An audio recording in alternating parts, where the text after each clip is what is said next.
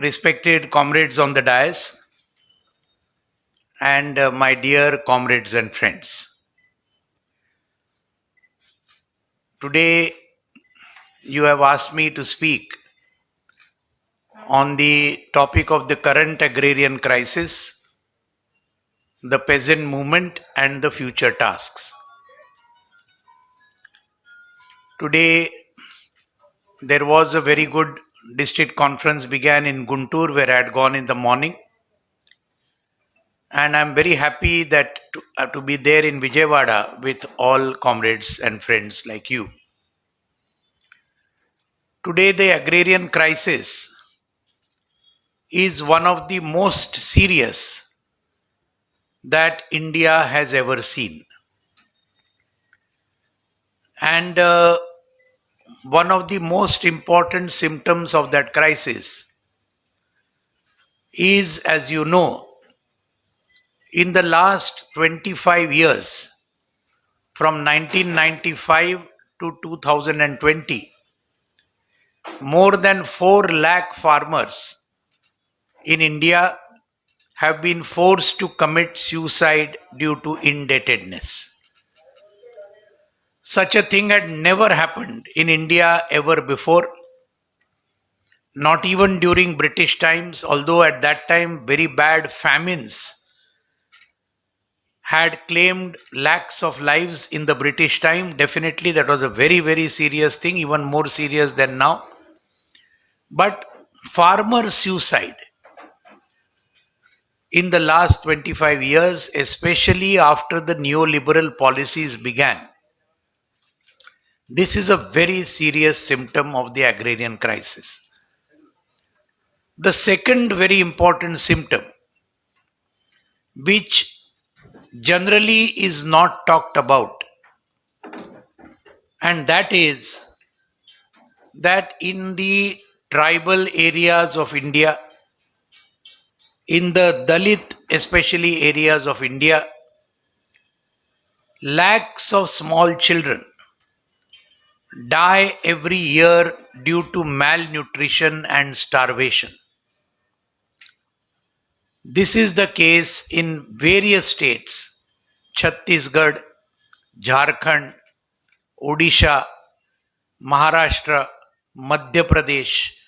All these states, you have every year lakhs of small children who die because of starvation and malnutrition.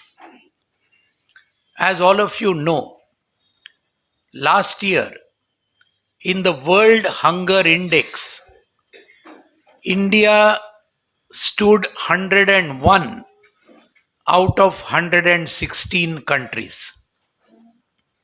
Previous year, 2020, we were 94 in number, and now we have become 101, even lower. And only 15 countries are more hungry than India. So these are the two major symptoms of the agrarian crisis in India today, which we require to fight tooth and nail if we have to go ahead.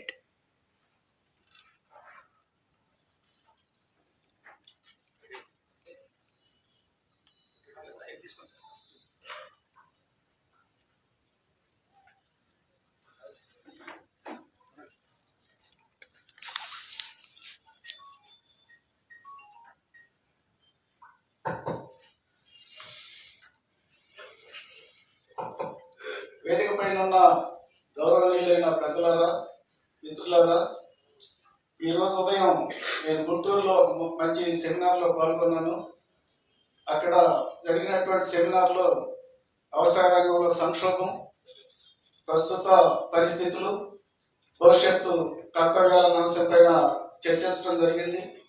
ఈరోజు వారు జిల్లా మహాసభ కూడా జరుపుకుంటున్నారు. తర్వాత మళ్ళీ ఇప్పుడు తిరిగి మేము ముందుకు రావడం అనేది నాకు సంతోషంగా ఉంది. ఈరోజు మన వ్యవసాయ రంగానికి సంబంధించి చూసినప్పుడు చాలా తీవ్రమైనటువంటి సంక్షోభం వ్యక్తం అవుతా ఉంది. ఈ సంక్షోభం గతంలో ఏనాడు కూడా లేదు. సరళీకరణ విధానాలు ప్రారంభమైన తర్వాత గత 25 సంవత్సరాలను ఈ సంక్షోభం చాలా తీవ్రమైంది. ఆ తీవ్రమైనటువంటి సంక్షోభాన్ని ఈ రోజు మనం ఎదుర్కొంటున్నాం. ఇటువంటి సంక్షోభం బ్రిటిష్ పాలనలో కూడా మనం చూడలేదు. బ్రిటిష్ పాలనలో ఇంతకన్నా దారుణమైన పరిస్థితులు ఉన్నాయి. కరువులు సంభవించినాయి, పెద్ద కరువులు వచ్చినాయి, లక్షలాది మంది చనిపోయారు. కానీ ఈ రకమైనటువంటి వ్యవసాయ సంక్షోభాన్ని ఆ కాలంలో కూడా మనం చూడలేదు. ఈరోజు చాలా ప్రాంతాల్లో గిరిజన దళిత వాడల్లో ఉన్నటువంటి పిల్లలు ప్రతి సంవత్సరం లక్షలాది మంది సరైనటువంటి పోషకాహారం లభించక చనిపోతా ఉన్నారు. ఇది చాలా దారుణమైనటువంటి పరిస్థితి. జార్ఖండ్, ఛత్తీస్గఢ్, ఒరిస్సా తదితర రాష్ట్రాల్లో ఇటువంటి పరిస్థితి నెలకొని ఉంది. ప్రతి సంవత్సరం కూడా లక్షలాది మంది బాలలు చనిపోతున్నటువంటి పరిస్థితి ఉంది. దాంతోపాటు 2021లో ప్రపంచ ఆకలి సూచీలో మన దేశం 116 దేశాల్లో 101 స్థానానికి చేరింది. అంతకుముందు 2020లో మన స్థానం 94లో ఉంది. 94 అంటే మన స్థానం క్రమంగా దిగజారిపోతున్న పరిస్థితిని తెలియజేస్తా ఉంది. అంటే వ్యవసాయ సంక్షోభం అనేది ఎంత తీవ్రంగా ఉందనేది అంశాలు వెల్లడిస్తున్నాయి. దీని నుంచి మనం ముందుకు పోవాలంటే ఈ విధానాలపైన మన చివరి వరకు కూడా పోరాటం చేయాల్సినటువంటి అవసరం ఏర్పడింది. Comrades, you yourself are the victims of this agrarian crisis here in Krishna district, Guntur district and other districts. In fact, all over Andhra Pradesh. For example, we know that the chili crop, mirchi, has been very badly destroyed because of pest attack this year. Nearly 80-90% of the crop is been attacked by pests. Very big crisis is there today in this area. Due to excessive rains, paddy crop has been destroyed. And in spite of all this destruction, neither the central government nor the state government has actually come forward to help the farmers in distress. Lakhs of farmers have suffered, but neither the center nor the state government has come forward to help these farmers in distress. This area has nearly 70-75% tenant farmers. Means farmers who don't own the land. They lease in the land, but it is not on their names. And in spite of such a big figure, no government has done anything to give any legal rights to tenant farmers so that they can get input subsidy, they can get other benefits of government schemes, they can get loans from banks. All this they cannot get because the land is not on their name. So all these are problems that we are all facing here, right over here, apart from many other problems that you are even better aware than myself. So every part of India, Andhra, Telangana, Karnataka, Tamil Nadu, all these states in the south, and also of course in the north, all the states have specific problems which is as a result of this agrarian crisis. I told you 4 lakh farmers committed suicide last 25 years. I told you it is because basically neoliberal policies which were begun by the Congress government in 1991.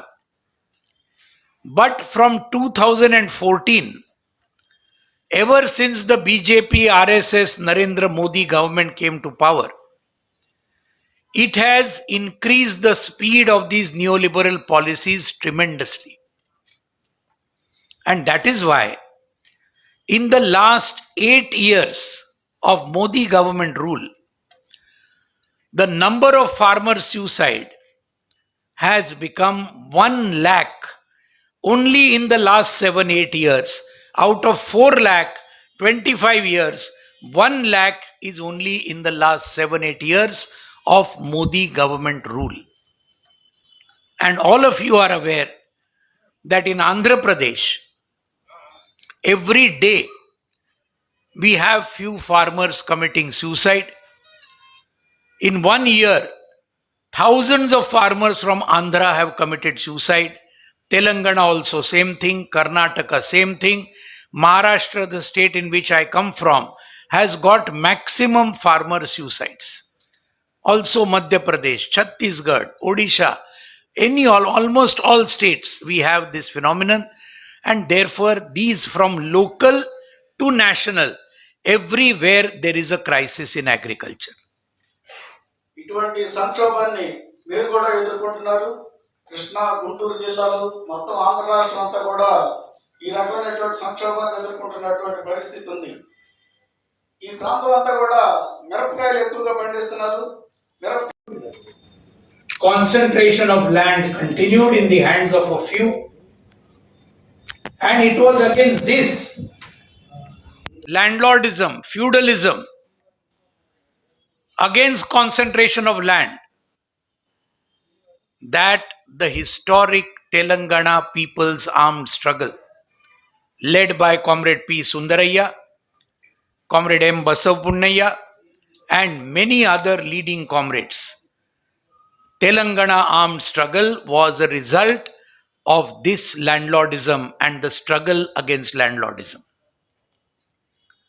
Many other struggles at that time, led by the All India Kisan Sabha, Tebhaga struggle in Bengal, Ganamukti Parishad struggle in Tripura, Surma Valley struggle in Assam, Punnapra Vailar struggle in Kerala, and the Maharashtra Adivasi struggle in Maharashtra.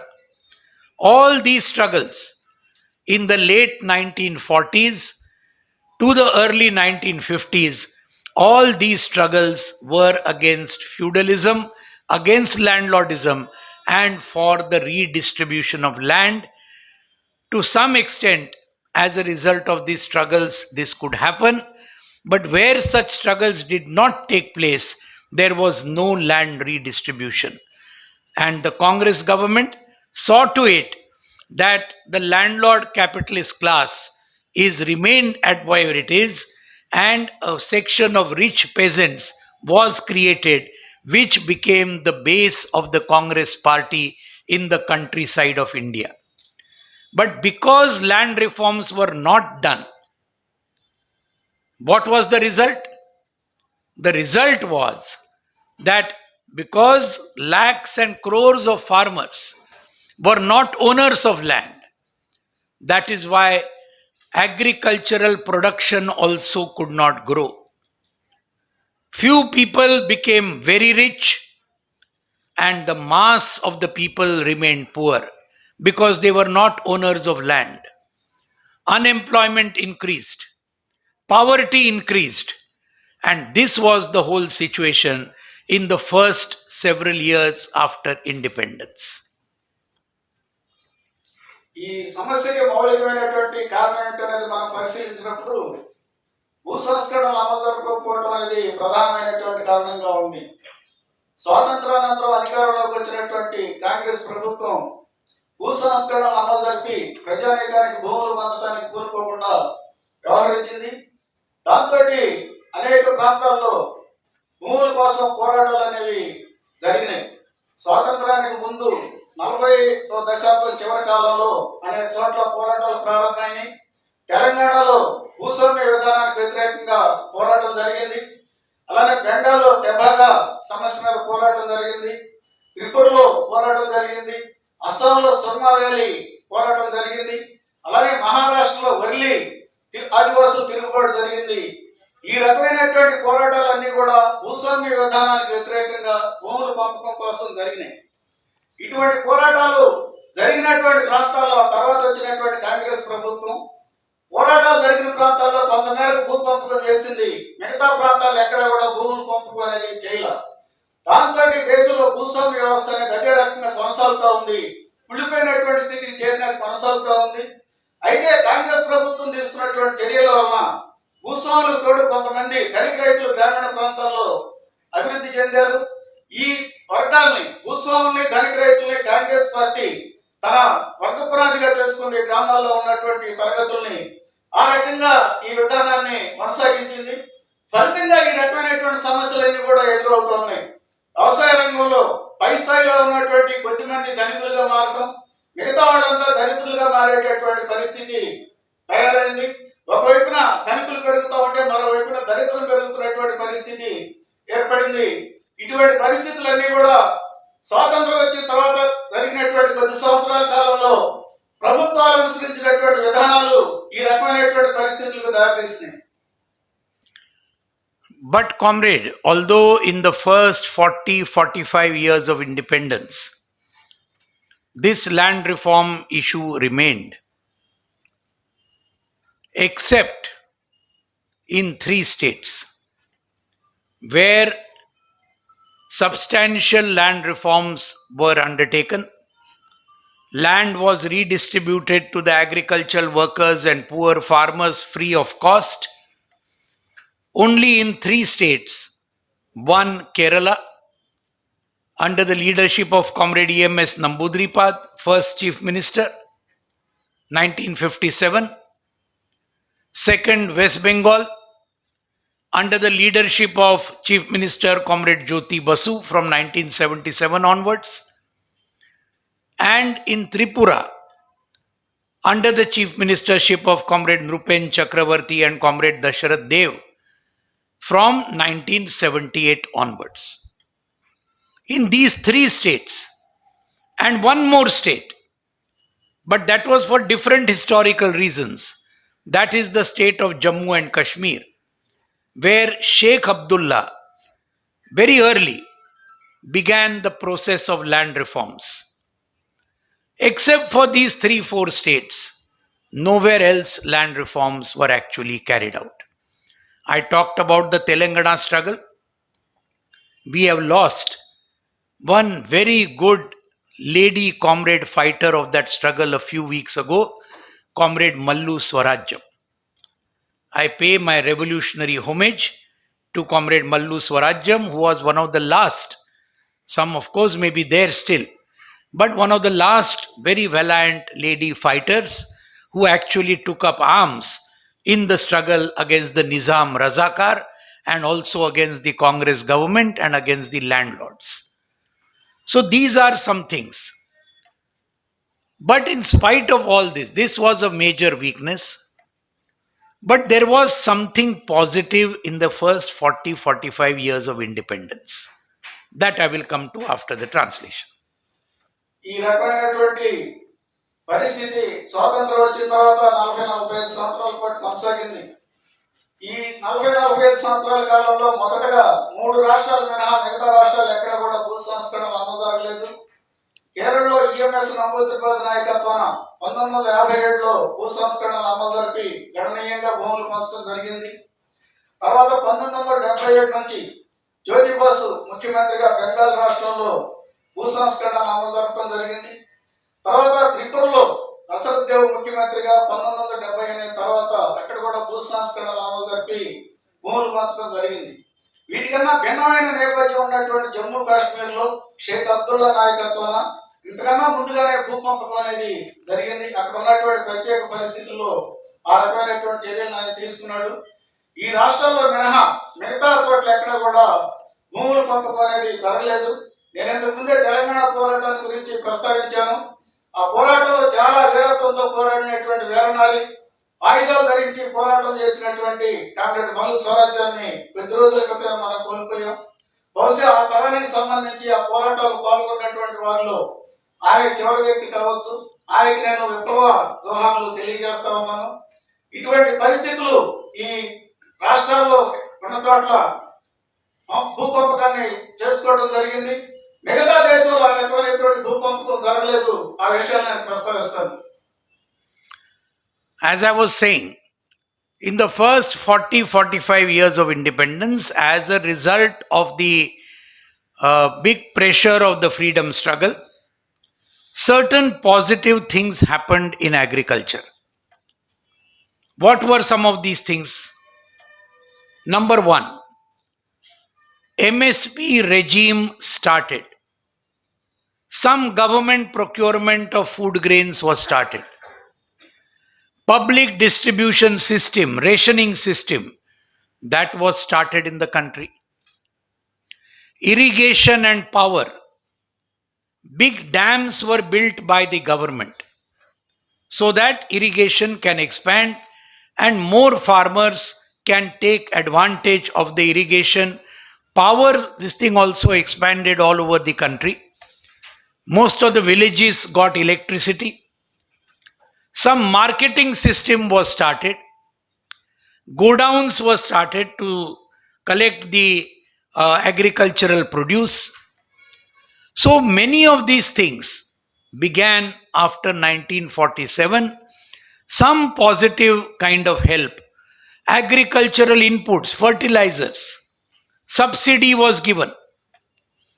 For many other rural development project, some help was given. After the bank nationalization, priority sector lending was given to agriculture, to farmers.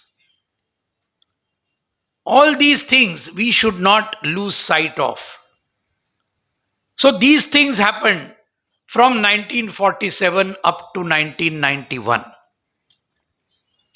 After 1991, when the neoliberal policies under imperialist dictates began, whatever was bad in the first phase became worse, and whatever was good, that was also negatived in the neoliberal phase. This is what we have to understand. We will come to that in the next point. స్వాతంత్రం వచ్చిన తర్వాత మొదటి 40-45 సంవత్సరాల కాలంలో కొన్ని సానుకూలమైనటువంటి పరిణామాలు సంభవించినాయి. స్వాతంత్రోద్యమం జరిగి ఉన్నటువంటి పరిస్థితుల ప్రభావం, దాని యొక్క ఒత్తిడితోటి కొన్ని చర్యలు ప్రభుత్వం తీసుకోవాల్సినటువంటి పరిస్థితి ఏర్పడింది. వ్యవసాయ రంగానికి కావాల్సినటువంటి మౌలికమైనటువంటి వస్తువులు కల్పించడం, నీటిపారుదల సదుపాయాలు కల్పించడం, విద్యుత్ సదుపాయం కల్పించడం, విత్తనాలు, ఇటువంటివన్నిటి కూడా ప్రభుత్వాలు కల్పించడం జరిగింది. ముఖ్యంగా ఆ కాలంలో విద్యుత్ రంగంలో కొంత మార్పు తీసుకొచ్చి ఎక్కువ గ్రామాలకు విద్యుత్ సరఫరాను కూడా చేయటం అనేది చేశారు. తర్వాత రైతాంగానికి రకరకాలైనటువంటి సబ్సిడీలు ఇతరత్ర ఇవ్వడం అనేది జరిగింది. బ్యాంకుల్ని జాతీయకరణ చేసిన తర్వాత ప్రాధాన్యత రంగం కింద వ్యవసాయ రంగానికి రుణాలు ఇవ్వడం అనేది కూడా పెరిగింది. ఈ రకమైనటువంటి చర్యలు అనేవి 1991 వరకు ప్రభుత్వాలు తీసుకున్నాయి. తర్వాత కనీస మద్దతు ధరలు, దాంతో పాటు ఉత్పత్తులను సేకరించడం, ఆ ధరలకి ఇవి జరిగింది. గోడౌన్ల నిర్మాణం, గోడౌన్లో సరుకు, ఈ వ్యవసాయ ఉత్పత్తుల్ని నిల్వ చేయడం, ఇటువంటి అంశాలు కూడా పెరిగినాయి. ఇవన్నీ కూడా సానుకూలమైనటువంటి అంశాలు. ఈ సానుకూలమైనటువంటి అంశాలను మనం ఏమాత్రం మర్చిపోకూడదు. అదే సమయంలో 1991 తర్వాత సామ్రాజ్యవాదుల యొక్క వాళ్ళ ప్రోత్బలంతో సరళీకరణ విధానాలు అమలు చేయడం ప్రారంభమైన తర్వాత, అంతకుముందు ఏమాత్రం మనకు సానుకూలంగా లేని అంశాలు మరింత దిగజారిపోయినాయి. మనకు సానుకూలంగా ఉన్నటువంటి అంశాలు కూడా మరింత వెనక్కినట్టు కోసం ప్రయత్నాలు జరిగినాయి. Comrade, now what are the features of the new phase which have aggravated agrarian crisis? Number one, I said no land reforms were undertaken. But now even that is being reversed. The slogan in the freedom struggle was land to the tiller. Land to the tiller was our slogan, on which Telangana, Tebaga, etc., all these struggles were led.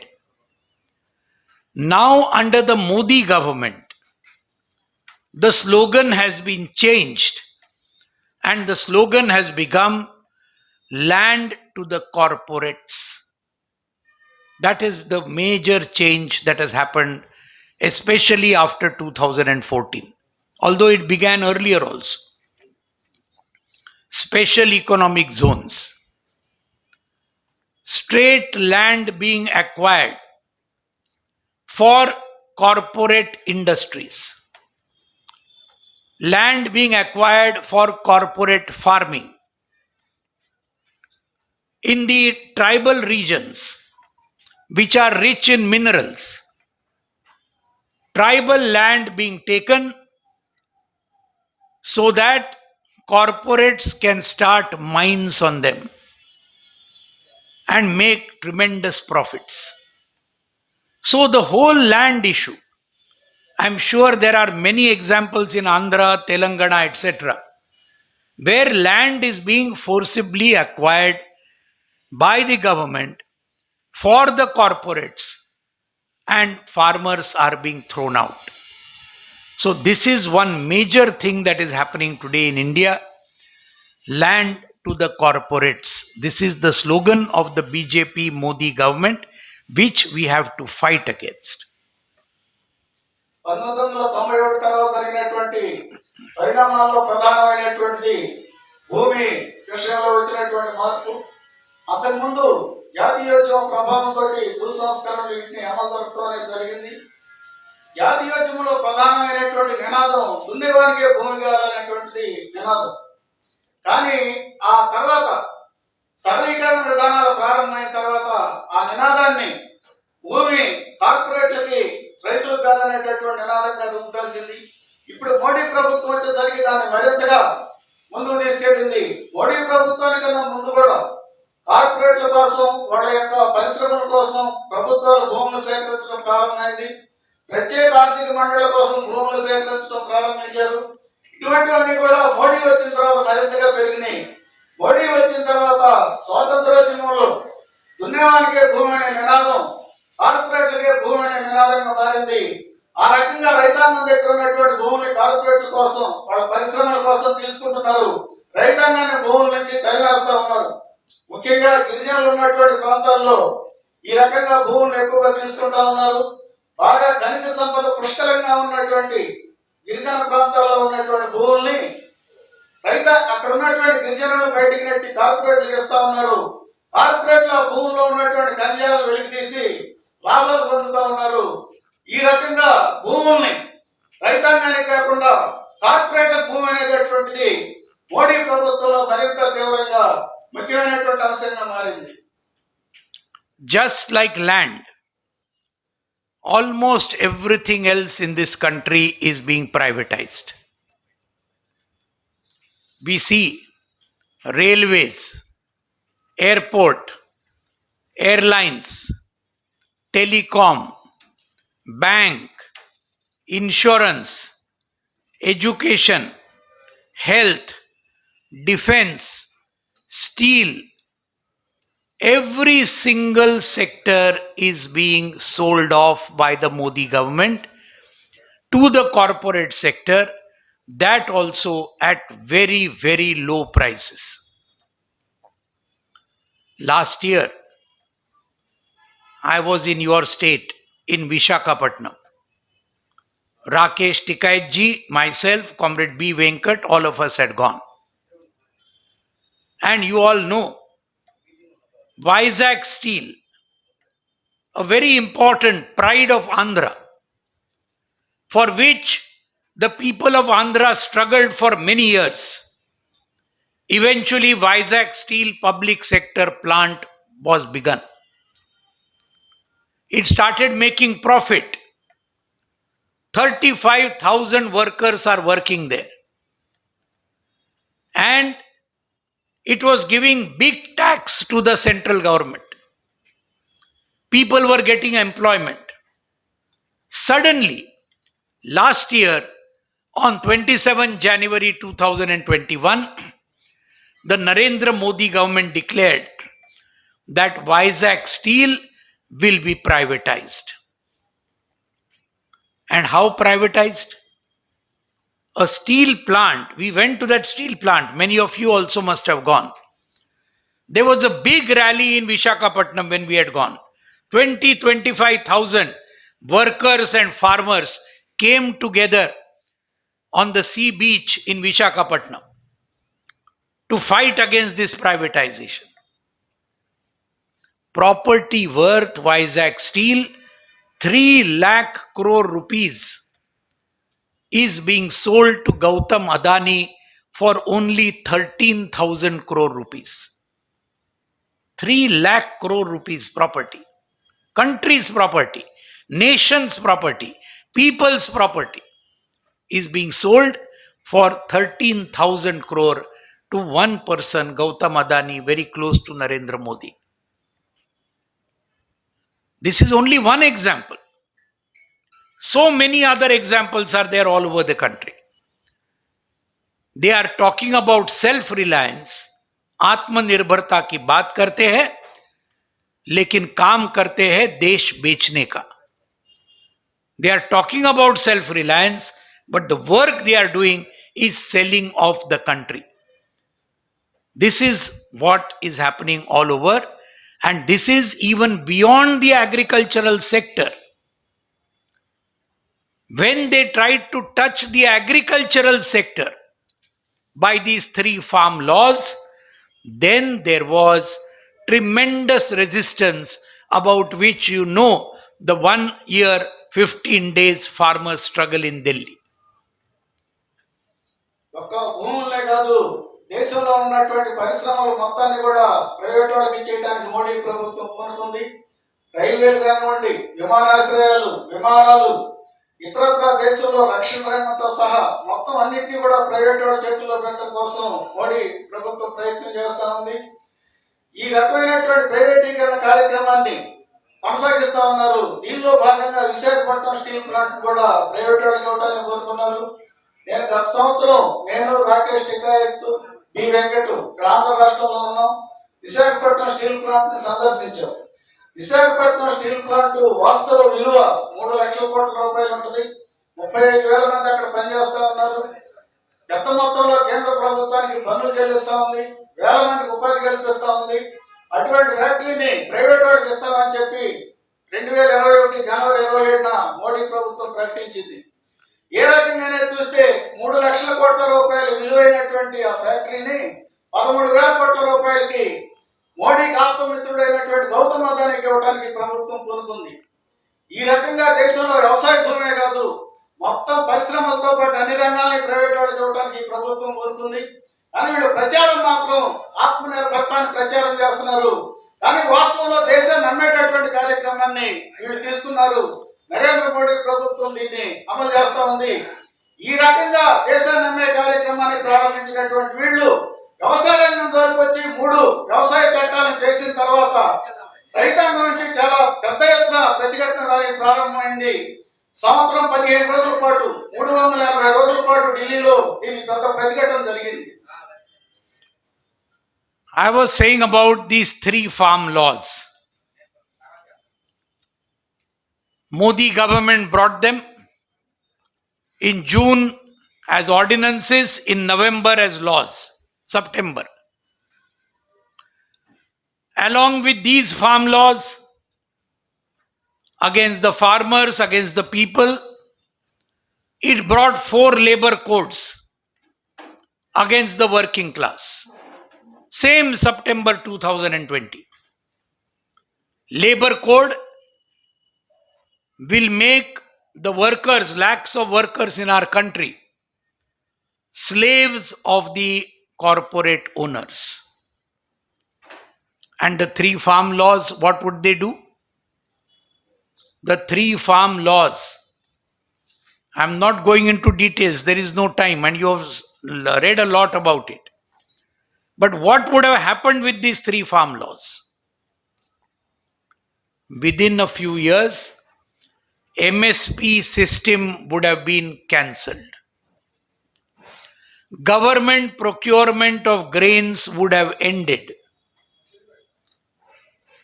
Amount of stocks, if the government procure ends, Food Corporation of India godowns would have become empty. And if the Food Corporation of India godowns had become empty, the entire public distribution system, rationing system, would have been finished. How many people take advantage of the PDS? 81 crore people in India take advantage of the rationing system. They buy grains at little less price than outside market. entire public distribution system would have finished. That is what they wanted to do. With the Contract Farming Act, which was so unjust, eventually the corporates would have taken up the land of the farmers also. So land also would have gone to the corporates because they could not have fulfilled the conditions.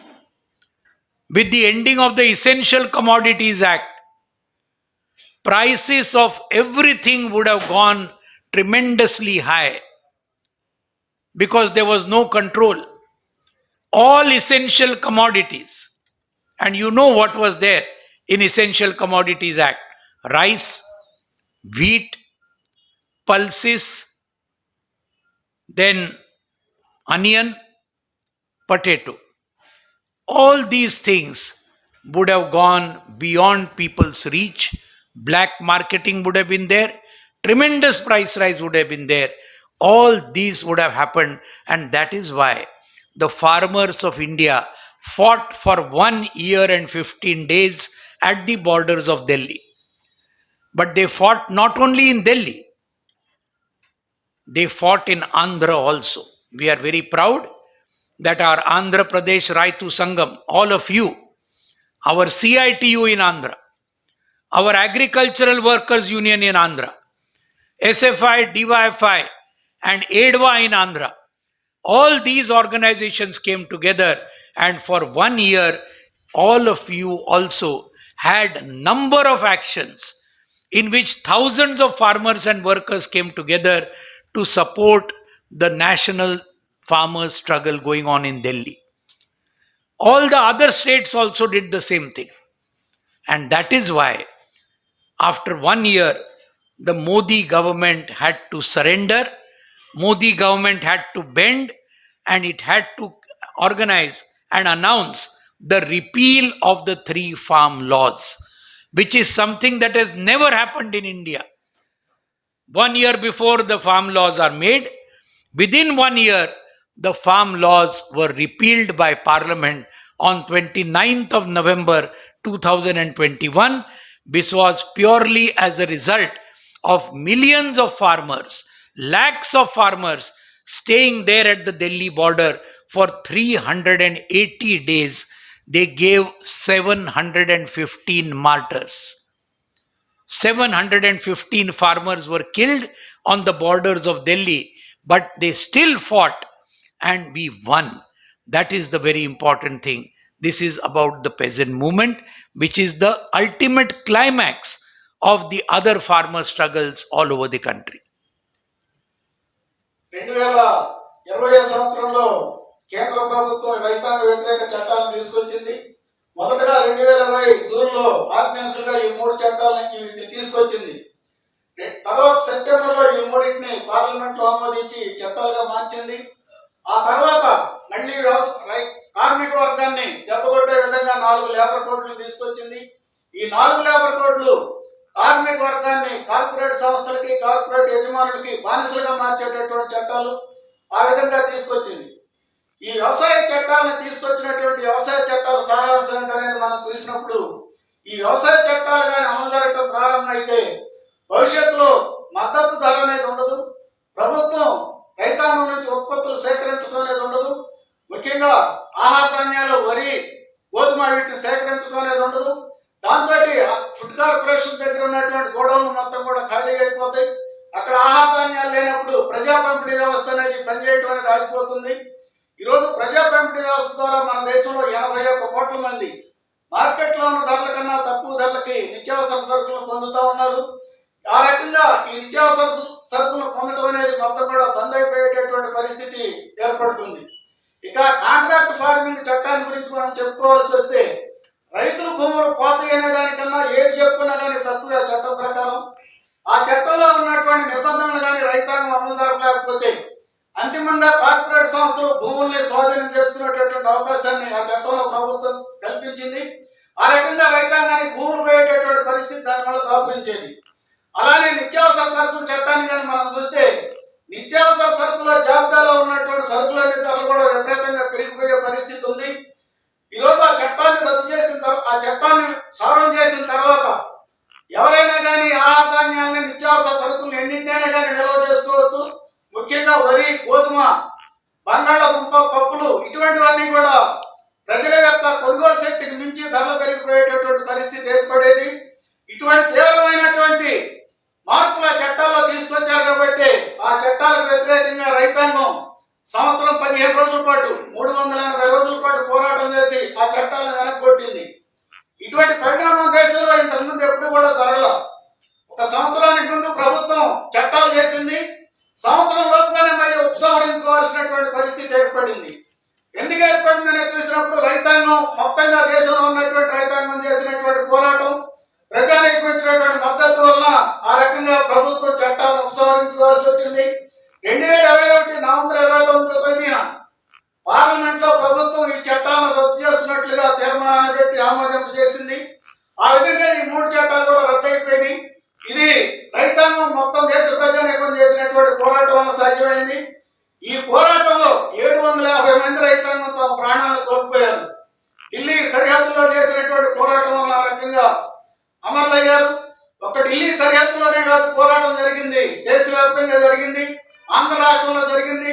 ఇక్కడ ఉన్నటువంటి రైతు సంఘంలో భాగంగా ఉన్నటువంటి మీరందరూ, అట్లానే CITU, ఇతర సంఘాలు, ఇవన్నీ కూడా ఈ చట్టాలకు వ్యతిరేకంగా జరిగినటువంటి పోరాటంలో పాల్గొన్నాయి. దేశవ్యాప్తంగా కూడా ఇదే జరిగింది. అందువలన మొత్తం రైతాంగంతో పాటు దేశవ్యాప్తంగా ఉన్నటువంటి ప్రజానీకం చేసినటువంటి పోరాటాల వలన ఈ చట్టాలను రద్దు చేయడం అనేది జరిగింది. ఇది రైతాంగ పోరాటాలు సాధించినటువంటి విజయం. Such a struggle had never taken place in India in the last thousands of years. First time, lakhs of farmers, Punjab, Haryana, Uttar Pradesh, Uttarakhand, Madhya Pradesh, and Rajasthan, 6 states, gathered at the borders of Delhi and closed all the national highways going to the capital of the country. Not 1 day, not 2 days, 380 days. Is it an easy thing? And what they had to face? Tremendous repression.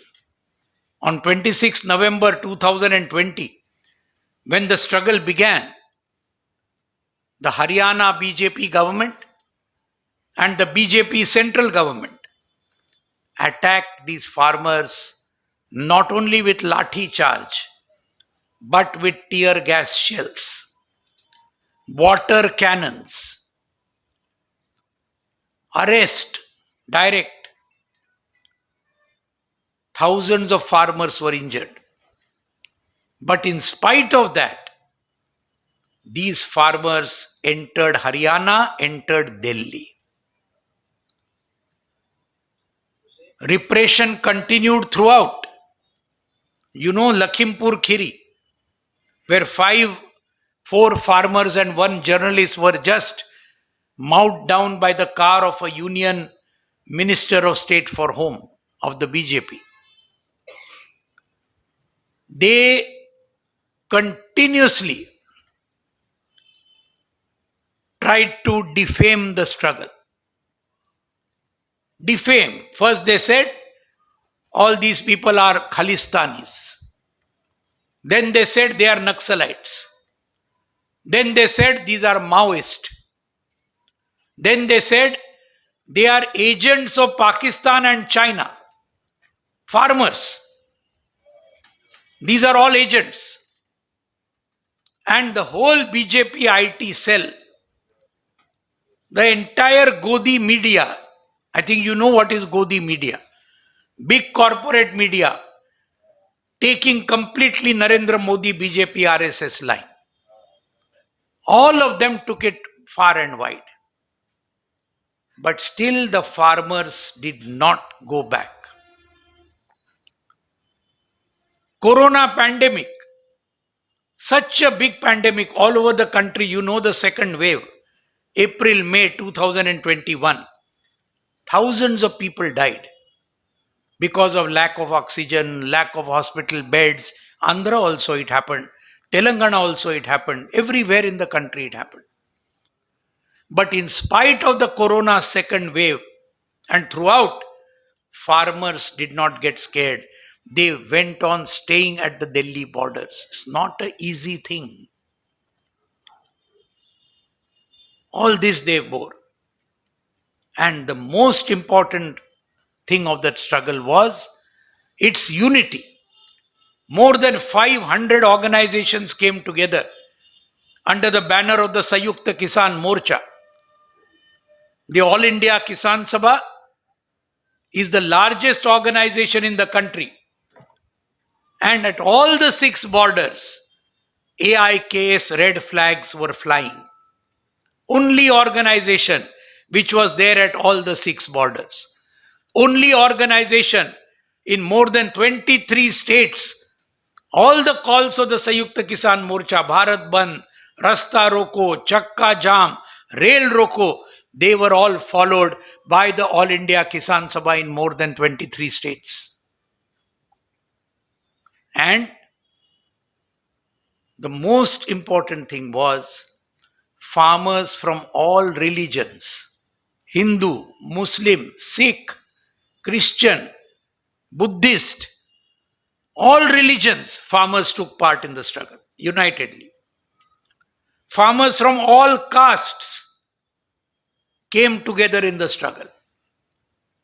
Farmers speaking all languages, from Kashmir to Kanyakumari and from Gujarat to Guwahati, all of them were part of the struggle. And that is why this struggle could win a very, very major victory. That is what we have to understand. I think that we have been very lucky, all of us, that we have lived in this time when the most historic struggle, not only in India, but also in the world, in no other country have so many lakhs of farmers been able to struggle for more than 1 year. In no other country has such a struggle happened. We are lucky to have been part of this historic farmer struggle in India. ఢిల్లీలో ప్రారంభమైనటువంటి పోరాటంలో ఉత్తరాదిన ఉన్నటువంటి 6 రాష్ట్రాల నుంచి రైతాంగం పాల్గొన్నారు. పంజాబ్, హర్యానా, హిమాచల్ ప్రదేశ్, ఉత్తరాఖండ్, ఉత్తరప్రదేశ్ ఈ రాష్ట్రాలన్నింటి నుంచి కూడా పాల్గొన్నారు. హర్యానాలో ఉన్నటువంటి బీజేపీ ప్రభుత్వం, అలానే కేంద్రంలో ఉన్నటువంటి బీజేపీ ఈ ప్రభుత్వాలు రైతాంగాన్ని హర్యానా దాటకుండా నిరోధించాలని హర్యానాలోను ఢిల్లీలోను తీవ్రమైనటువంటి నిర్బంధాన్ని ప్రయోగించినాయి. వాటర్ క్యానన్లు ప్రయోగించినాయి, అట్లానే టీయర్ గ్యాస్ ప్రయోగించినాయి. అయినా కానీ ఈ ఆటంకాలన్నింటినీ అధిగమించి రైతాంగం వేల సంఖ్యలో ఢిల్లీ సరిహద్దులకు చేరుకున్నారు. ఆ రకంగా ఢిల్లీ సరిహద్దులకు చేరుకొని పోరాటం చేస్తున్నటువంటి రైతాంగాన్ని అప్రతిష్ట పాలు చేయడానికి బీజేపీ ప్రభుత్వాలు చాలా తీవ్రమైనటువంటి ప్రయత్నం చేసి మొదట ఈ పోరాటం చేస్తున్నటువంటి వాడిని కలిస్తే వీళ్ళని చెప్పి మొదలేశారు. ఆ తర్వాత నక్సలైట్లు అన్నారు, మావోయిస్టులు అన్నారు, పాకిస్తాన్ చైనాకి ఏజెంట్లు అని చెప్పి ప్రచారం చేశారు. బీజేపీ ఐటీ సెల్ ఈ రకమైనటువంటి ప్రచారాన్ని దేశవ్యాప్తంగా విస్తరింపజేయడానికి ప్రయత్నం చేసింది. కార్పొరేట్ చేతుల్లో ఉన్నటువంటి గోడీ మీడియా కూడా ఈ రకమైనటువంటి ప్రచారం చేసి దేశవ్యాప్తంగా తీసుకెళ్లి ఈ ప్రచారాన్ని రైతాంగ ఉద్యమాన్ని నిరుత్సాహపరచడానికి దాన్ని అప్రతిష్ట పాలు చేయడం కోసం ప్రయత్నం చేసింది. అయినా కానీ దాన్ని అంతా కూడా తిప్పికొట్టి రైతాంగం ఈ రకమైనటువంటి పోరాటాన్ని 340 రోజుల పాటు కొనసాగించింది. 1-2 రోజులు కాదు, ఇంత దీర్ఘకాలం పోరాటం జరపడం అనేది చాలా పెద్ద విషయం. ఆ రకమైనటువంటి పోరాటం జరగడంలో 500కు పైగా రైతు సంఘాలు ఒక చోటకు వచ్చి పోరాటంలో పాల్గొన్నాయి. దీని అంతటినీ సమన్వయం చేయడంలోనూ ముఖ్యమైన పాత్ర నిర్వహించినటువంటి వాటిలో మన అఖిల భారత కిసాన్ సభ ప్రధానమైనటువంటి పాత్ర నిర్వహించింది. ఢిల్లీలో ఉన్నటువంటి 6 ప్రాంతాలు ఏవైతే ఈ రైతాంగం కేంద్రీకరించినటువంటి ప్రాంతాలు ఉన్నాయో 6 ప్రాంతాల్లోనూ జెండా ఎగరేయగలిగినటువంటి సంఘం ఒక అఖిల భారత కిసాన్ సభ మాత్రమే. అలానే సంయుక్త కిసాన్ మోర్చా ఇచ్చినటువంటి పిలుపుల్ని 23కు పైగా రాష్ట్రాలు అమలు చేసినటువంటి సంఘం కూడా ఒక అఖిల భారత కిసాన్ సభ మాత్రమే. ఆ రకంగా దేశవ్యాప్తంగా ప్రభావాన్ని కలిగించడంలో అఖిల భారత కిసాన్ సభ ముఖ్యమైనటువంటి పాత్ర నిర్వహించింది. ఇక్కడ ఆంధ్ర ఇతర రాష్ట్రాల్లో కూడా ఆ రకమైనటువంటి ప్రచారం, ఆ రకమైనటువంటి మద్దతు లభించింది. ఈ రోజు జరిగినటువంటి పోరాటం అనేది మన దేశంలోనే కాకుండా ప్రపంచంలోనే ఒక ముఖ్యమైనటువంటి పోరాటం. ప్రపంచంలో ఏ దేశంలో కూడా రైతాంగం లక్షల మంది సమీకృతమై సంవత్సరానికి పైగా పోరాటం చేసినటువంటి ఉదాహరణ లేదు. గత 1000 సంవత్సరాల కాలాన్ని మనం పరిశీలించిన ఈ రకంగా రైతాంగం లక్షల సంఖ్యలో ఉండి పోరాటం చేసినటువంటి ఉదాహరణ లేదు. అందుకని అటువంటి పోరాటంలో పాల్గొన్నందుకు మనం కూడా చాలా అదృష్టవంతులం. అటువంటి పోరాటంలో మనం భాగస్వాములు అవటం చాలా అదృష్టవంతులు అని చెప్పి మీ అందరూ కూడా తెలియజేస్తా ఉన్నాను. Comrades, this Delhi farmer struggle did not come up suddenly. Before that, there were many major struggles all over India. And these struggles actually led to this Delhi farmer struggle. We know some of these struggles.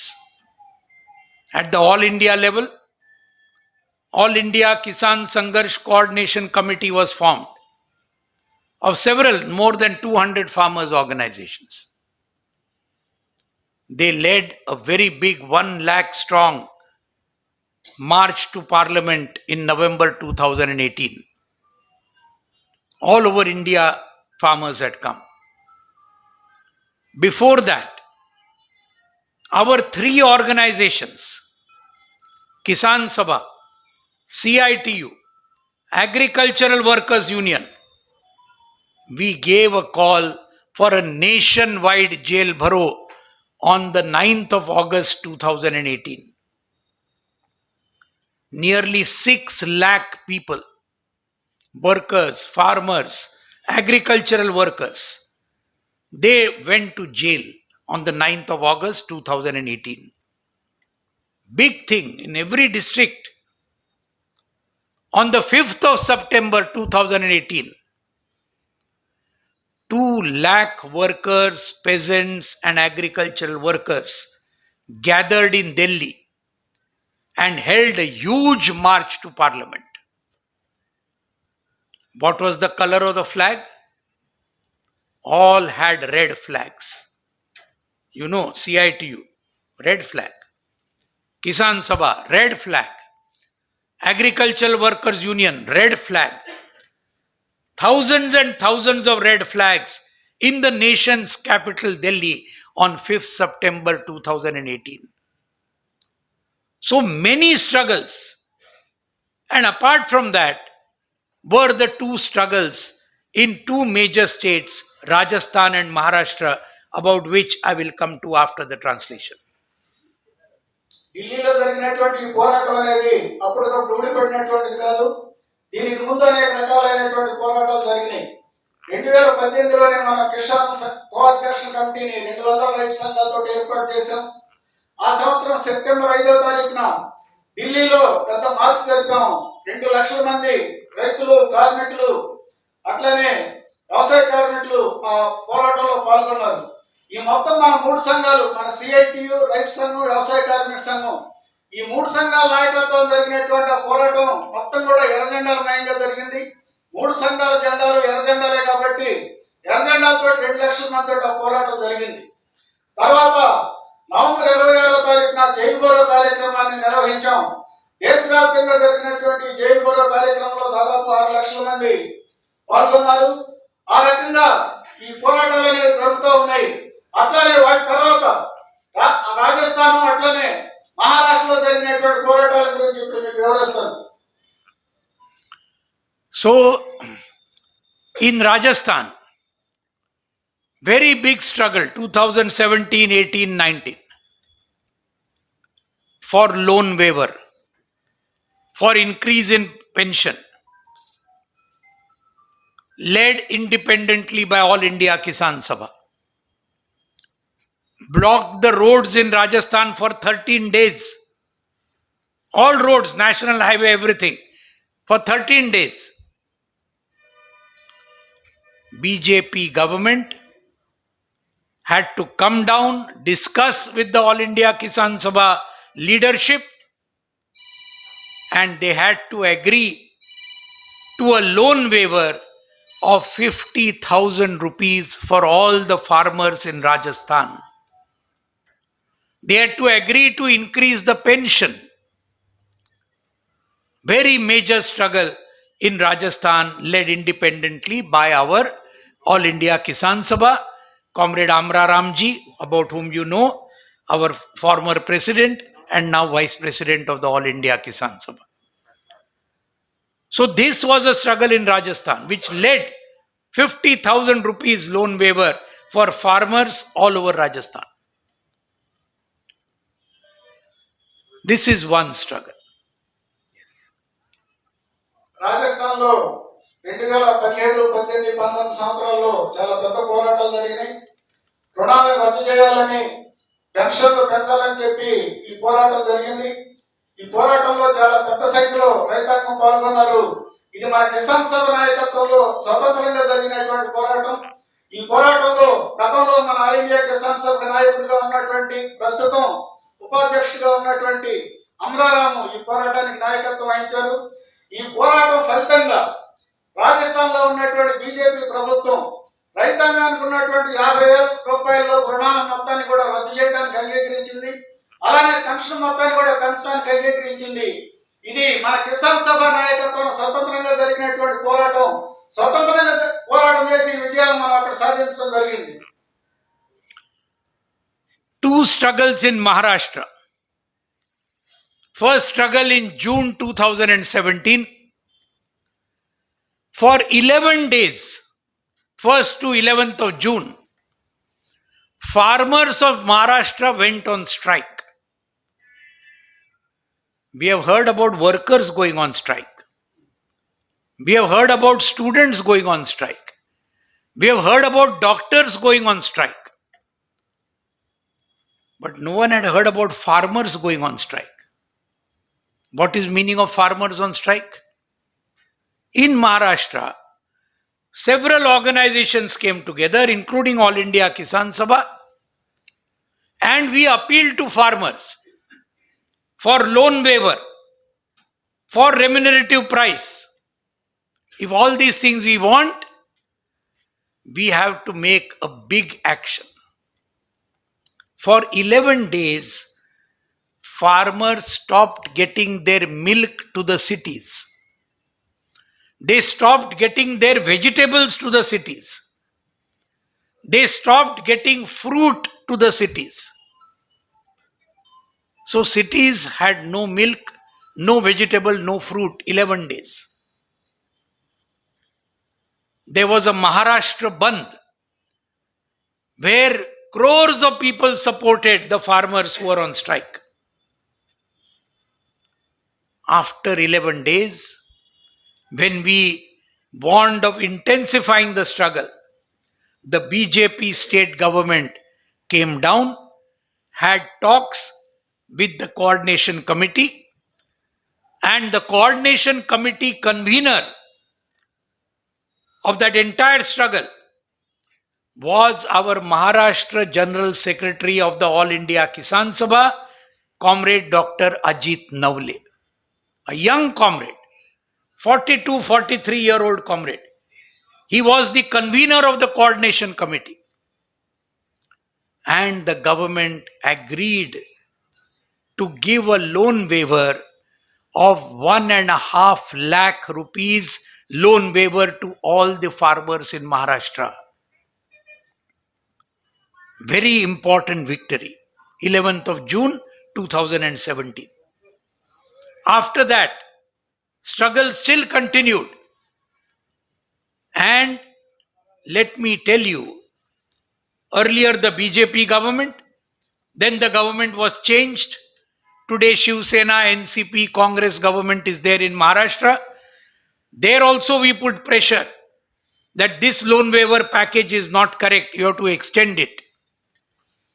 Today, from 2017 up to 2022, 40,000 crore rupees of farmers' loan waiver has been given to farmers in Maharashtra.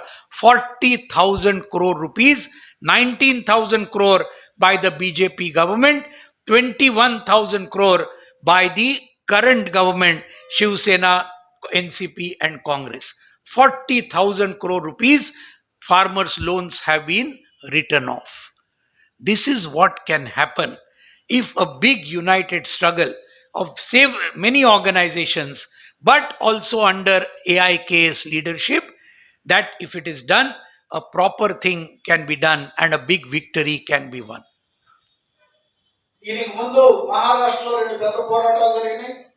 ఒకటి 2017 June 1వ తారీఖు నుంచి 11వ తారీఖు వరకు మహారాష్ట్రలో ఉన్నటువంటి రైతులందరూ కూడా సమ్మె చేశారు. మనం విద్యార్థుల సమ్మెల గురించి, కార్మికుల సమ్మెల గురించి, డాక్టర్లు ఇటువంటి సమ్మెల గురించి విన్నాం, కానీ రైతాంగ సమ్మెల గురించి ఇంతవరకు వెళ్ళలేదు. ఈ సమ్మె కాలంలో రైతాంగం చేసిందేంటి? రైతాంగం పండించినటువంటి కూరగాయలు, పళ్ళు, పాలు ఇటువంటి ఉత్పత్తులను పెట్టి కూడా పట్టణాలకు పోకుండా ఆపేశారు. అంటే 11 రోజుల పాటు పట్టణాల్లో ఈ ఉత్పత్తులు ఏవి కూడా దొరకలేదు. మనం 11వ రోజు మహారాష్ట్ర బంద్ జరిపాం. మహారాష్ట్ర బంద్కి కోట్లాది మంది ప్రజానీకం మనకు మద్దతు ఇచ్చారు. బంద్ జరిగిన తర్వాత ప్రభుత్వం కానీ తగినటువంటి చర్యలు తీసుకోకపోతే, ఈ సమస్యను పరిష్కరించకపోతే పోరాటాన్ని మరింత ఉధృతం చేస్తామని చెప్పి హెచ్చరిక చేశాం. అప్పుడు బీజేపీ ప్రభుత్వం దిగొచ్చి మనం తీసుకొచ్చినటువంటి రైతు సంఘం కోఆర్డినేషన్ కమిటీ తోటి చర్చ జరిపింది. ఈ కోఆర్డినేషన్ కమిటీకి మన అఖిల భారత కిసాన్ సభ మహారాష్ట్ర కార్యదర్శి అజిత్ నవాలే, అంతా చాలా యువకుడు, 42-43 సంవత్సరాలు ఉన్నటువంటి వ్యక్తి. ఆయన నాయకత్వంలో ఈ మొత్తం అన్ని సంఘాలని మనం సమన్వయం చేయడం జరిగింది. ఈ సమన్వయ కమిటీ తోటి చర్చలు జరిపినటువంటి ప్రభుత్వం 1,50,000 రూపాయల వరకు రైతాంగ రుణాలను రద్దు చేస్తానని చెప్పి ప్రకటించింది. ఆ తర్వాత కూడా మన పోరాటం ఆగలేదు, మరింతగా సాగింది. ఈ రోజు అక్కడ కొత్త ప్రభుత్వం, బీజేపీ ప్రభుత్వం పోయి శివసేన, కాంగ్రెస్, ఎన్సీపీ ప్రభుత్వం అధికారంలోకి వచ్చింది. అయినా కానీ ఈ ప్రభుత్వం మీద కూడా మన ఒత్తిడిని కొనసాగించాం. ఆ రకంగా ఈ కాలంలో 2017 నుంచి 2022 వరకు 40,000 కోట్ల రూపాయల రైతాంగ రుణాలను మనం రద్దు చేయించగలిగాం. 19,000 కోట్ల రూపాయలని బీజేపీ ప్రభుత్వం రద్దు చేసింది. ప్రస్తుతం ఉన్నటువంటి ప్రభుత్వం 21,000 కోట్ల రూపాయల రుణాలను రద్దు చేసింది. ఆ రకంగా మనం ఐక్యంగా చేసినటువంటి పోరాటం, రైతాంగాన్ని, రైతు సంఘాన్ని ఐక్యంగా సమన్వయం చేసినటువంటి పోరాటం వల్ల ఈ రకమైనటువంటి విజయాన్ని మహారాష్ట్రలో సాధించగలిగాం. ఇది చిన్న విజయం కాదు, చాలా పెద్ద విజయం అనే అంశాన్ని మన గమనంలో ఉంచుకోవాలి. After that, when we realized that this 2017 struggle was not being implemented properly, the agreement, then the All India Kisan Sabha took the lead. And in March 2018, we led that very, very major Kisan Long March from Nasik to Mumbai in Maharashtra. 200 kilometers. Beginning, 30,000 farmers were there. By the end, we reached Mumbai. 50,000 farmers had joined. And all that you know, because that has been widely publicized all over the country. And as a result of that, the BJP government, whatever we had, 7-8 points charter of demands, every single demand they had to concede because of the public support to the Kisan Long March all over Maharashtra and all over India. And every agreement that they made, we told them, we don't believe you because you are many times gone back on what you have said. The agreement that you have made with the All India Kisan Sabha, you place before both houses of the Legislative Assembly and Legislative Council. They placed the agreement. BJP government was forced to put the agreement with the Kisan Sabha before the Legislative Assembly and the Council. This was the Kisan Long March, on which many tribal demands we took. Forest Rights Act implementation, that was there. Extending the loan waiver. Some progress in remunerative prices. Pension, old age pension was raised. So these were some of the things that the Maharashtra 2 struggles could achieve. Now, if Rajasthan and Maharashtra can achieve, fighting against the state government, why can't other states not achieve? Other states can also do that. In Andhra also we can do that, because we know that the YSRCP government making lot of announcements, but implementation Very poor implementation. We know this Raitu Bharosa Kendram, big announcement. But can you get everything there? No. No compensation. All these issues are there in Andhra, which all of us have to take up. That is what I think, that these struggles, the whole all India struggle, these struggles in Rajasthan, Maharashtra, elsewhere, many other states also, this should actually bring us to the future tasks, which I'm going to come to after the translation. ఆ రకంగా ఆ జరిగిన ఒప్పందం జరిగిన తర్వాత మనం గమనించింది ఏంటంటే ప్రభుత్వం మనతో చేసుకున్నటువంటి ఒప్పందాన్ని సక్రమంగా అమలు జరపలేదని చెప్పి గమనించాం. ఆ ఒప్పందాన్ని సక్రమంగా అమలు జరపాలని చెప్పి మళ్ళీ మనం పోరాటం ప్రారంభించాం. 2018లో నాసిక్ నుంచి బొంబాయి దాకా 200 కిలోమీటర్ల పాటు మహాపాదయాత్రను మనం ప్రారంభించాం. పాదయాత్ర ప్రారంభంలో 30,000 మంది రైతులు ఉన్నారు. అది బొంబాయి చేరేసరికి 50,000 మందికి ఆ సంఖ్య పెరిగింది. 50,000 మందితో బొంబాయి చేరిన తర్వాత మహారాష్ట్రలో ఉన్నటువంటి బీజేపీ ప్రభుత్వం దిగొచ్చి మనతో చర్చలు జరపడానికి కోరుకుంది. మనం పెట్టినటువంటి 7-8 డిమాండ్ని అంగీకరిస్తామని చెప్పి ఒప్పందం చేసుకుని సంతకం చేశారు. కానీ మనం అప్పుడే చెప్పాం, మేము మిమ్మల్ని నమ్మం, మీరు ఈ ఒప్పందాన్ని శాసనసభలోనూ శాసన మండలిలోనూ పెట్టి ఆమోదింపు చేయండి అని చెప్పి మనం చెప్పాం. వాళ్ళు ఆ మరుసటి రోజే ఆ ఒప్పందాన్ని శాసనసభలోనూ శాసన మండలిలోనూ పెట్టి ఆమోదింపు చేయడం అనేది జరిగింది. ఇది రైతాంగం యొక్క రైతు ఉద్యమం, మన కిసాన్ సభ యొక్క ఒత్తిడితోటి, మన పోరాటాలతోటి సాధించినటువంటి విషయం. ఆ రకంగా మనం దాన్ని చేసాం. ఆ ఒప్పందం సందర్భంగా మనం చెప్పాం, మరికొన్ని డిమాండ్లు కూడా ముందుకు తీసుకొచ్చాం. ఈ మహా పాదయాత్ర సందర్భంగా చేసినటువంటి డిమాండ్లో ఫారెస్ట్ అటవీ హక్కుల చట్టాన్ని సక్రమంగా అమలు జరపాలని చెప్పి మనం డిమాండ్ చేశాం. రుణాల రద్దుని మరింతగా విస్తరించాలని చెప్పి డిమాండ్ చేశాం. గిట్టుబాటు ధరల్ని మరిన్ని పంటలకి మరింత ఎక్కువగా అమలు జరపాలని చెప్పి మనం కోరాం. ఈ రకంగా మనం పెట్టినటువంటి డిమాండ్ అన్ని కూడా అంగీకరించడం అనేది జరిగింది. అంటే మహారాష్ట్రలో ఈ రకమైనటువంటి విజయాన్ని మనం సాధించాం, రాజస్థాన్లో విజయం సాధించాం. ఈ 2 రాష్ట్రాల్లో విజయాలు సాధించినప్పుడు మిగతా రాష్ట్రాల్లో ఎందుకని మనం విజయాలు సాధించలేము? ఆంధ్ర రాష్ట్రంలో ఎందుకని విజయాలు సాధించలేము? ఆంధ్ర రాష్ట్రంలో కూడా చాలా సమస్యలు ఉన్నాయి. వైఎస్ఆర్ సిపి ప్రభుత్వం అన్ని వాగ్దానాలు చేస్తా ఉంది, కానీ వేటిని కూడా సక్రమంగా అమలు జరపడం లేదు. ఈ రోజు రైతు భరోసా కేంద్రాలు పెట్టారు, అక్కడ ఏం పని జరగడం లేదు. అలానే ఇతరత్ర సమస్యలు వచ్చినప్పుడు ఆ సమస్యను పరిష్కరించడానికి ప్రభుత్వం ఏ రకమైనటువంటి చర్యలు తీసుకోవడం లేదు. అందుకని ఇక్కడ కూడా మనం పెద్ద ఎత్తున పోరాటాలు చేయడానికి అవకాశం ఉంది, విజయాలు సాధించడానికి అవకాశం ఉంది. అందుకని ఆ రకమైనటువంటి ఏ పోరాటాలు అయితే మన గతంలో జరిగినాయో ఆ పోరాటాల స్ఫూర్తితో మనం పోరాటాలు ప్రారంభించడానికి అవకాశం ఉంది. ఈ విజయాల ప్రాతిపదిక మీద మన భవిష్యత్ కర్తవ్యాన్ని కూడా నిర్దేశించుకోవాలి. So, comrade, we talked about 2 major issues: agrarian crisis, number 1; farmers movement, number 2. We are coming to the last part, and that is future tasks, our future direction.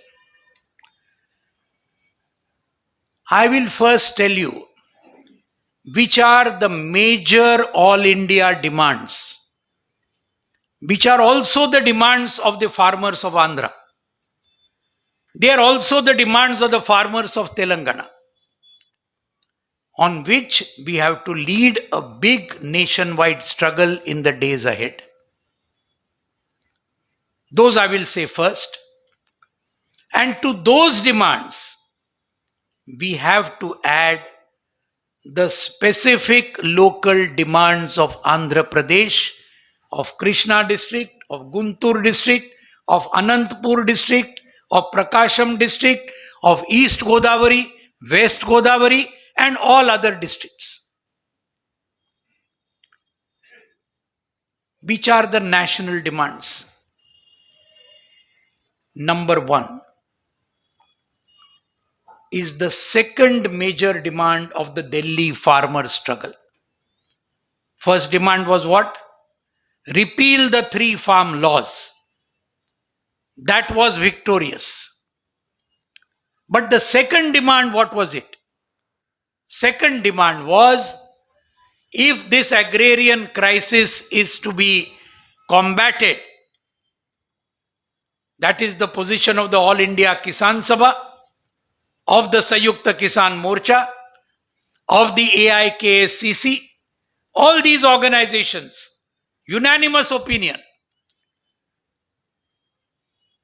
Henceforth, the government must give MSP and procurement for all crops of all farmers at 1.5 times the comprehensive cost of production.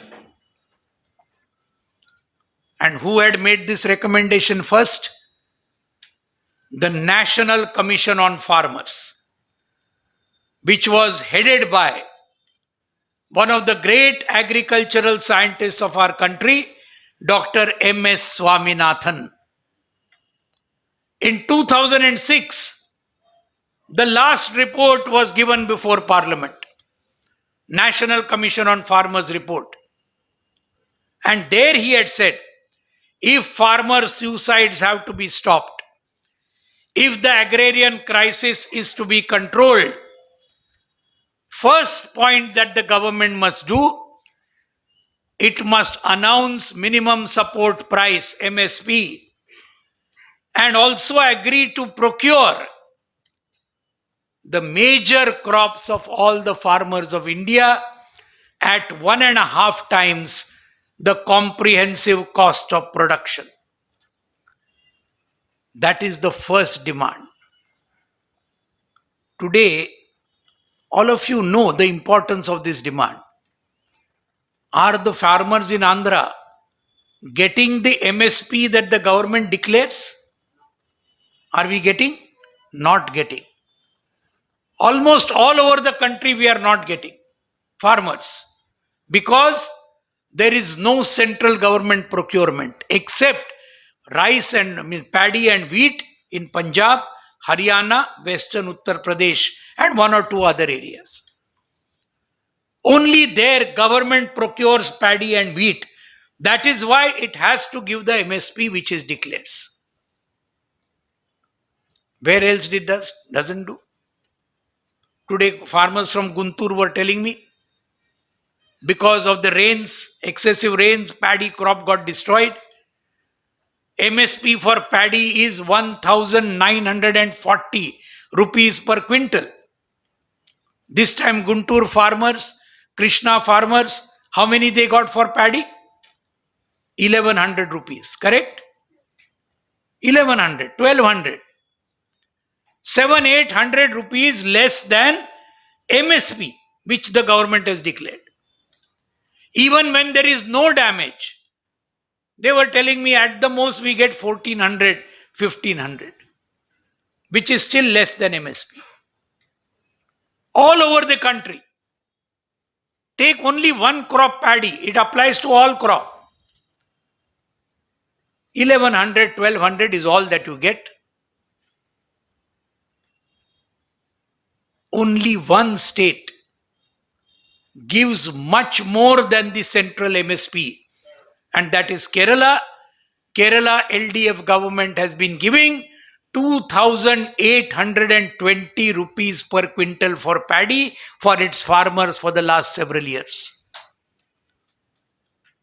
900 rupees per quintal more than what the Modi government is giving as MSP. That is because it is a left government. But all over the country, very bad situation. That is why the first demand is, for the future tasks, have a big all India struggle for giving MSP at 1.5 times the comprehensive cost of production, at least for the major crops. Only then will the farmer's suicide have a chance of reducing. Only then will the agrarian crisis to some extent can be covered. Andhra Telangana రాష్ట్రాల్లో కూడా ఈ రకమైనటువంటి పోరాటాలు జరగడానికి అవకాశం ఉంది.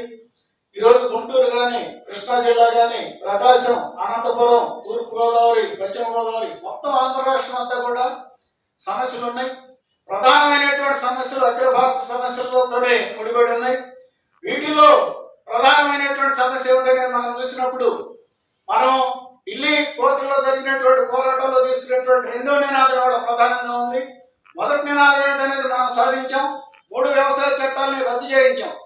తర్వాత మనం చేస్తున్నటువంటి ప్రధాన డిమాండ్ అనేది చూసినప్పుడు కనీస మద్దతు ధరలు అనేది తర్వాత వచ్చినటువంటి ప్రధాన సమస్య.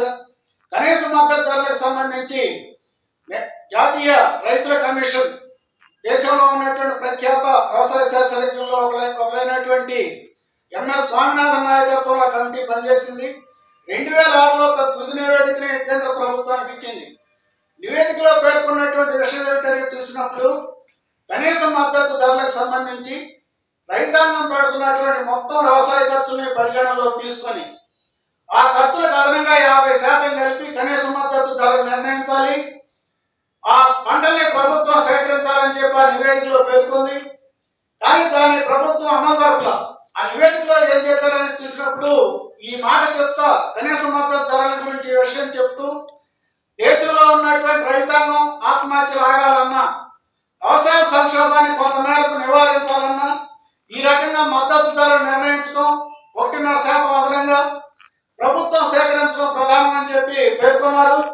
కానీ ఆ నివేదికని ఇంతవరకు ప్రభుత్వాలు అమలు జరపడం అనేది జరగలేదు. ఈ రోజు ప్రభుత్వాలు సేకరించేటటువంటి వాటిలో ఆహార ధాన్యాలు అనేవి ప్రధానంగా ఉన్నాయి. ముఖ్యంగా వరి, గోధుమ ఇవి ప్రధానంగా ఉన్నాయి. ఇవి కూడా ప్రభుత్వం సేకరిస్తున్నటువంటి పంజాబ్, హర్యానా, ఉత్తరప్రదేశ్ రాష్ట్రాల్లో మాత్రమే ప్రధానంగా సేకరిస్తూ ఉంది.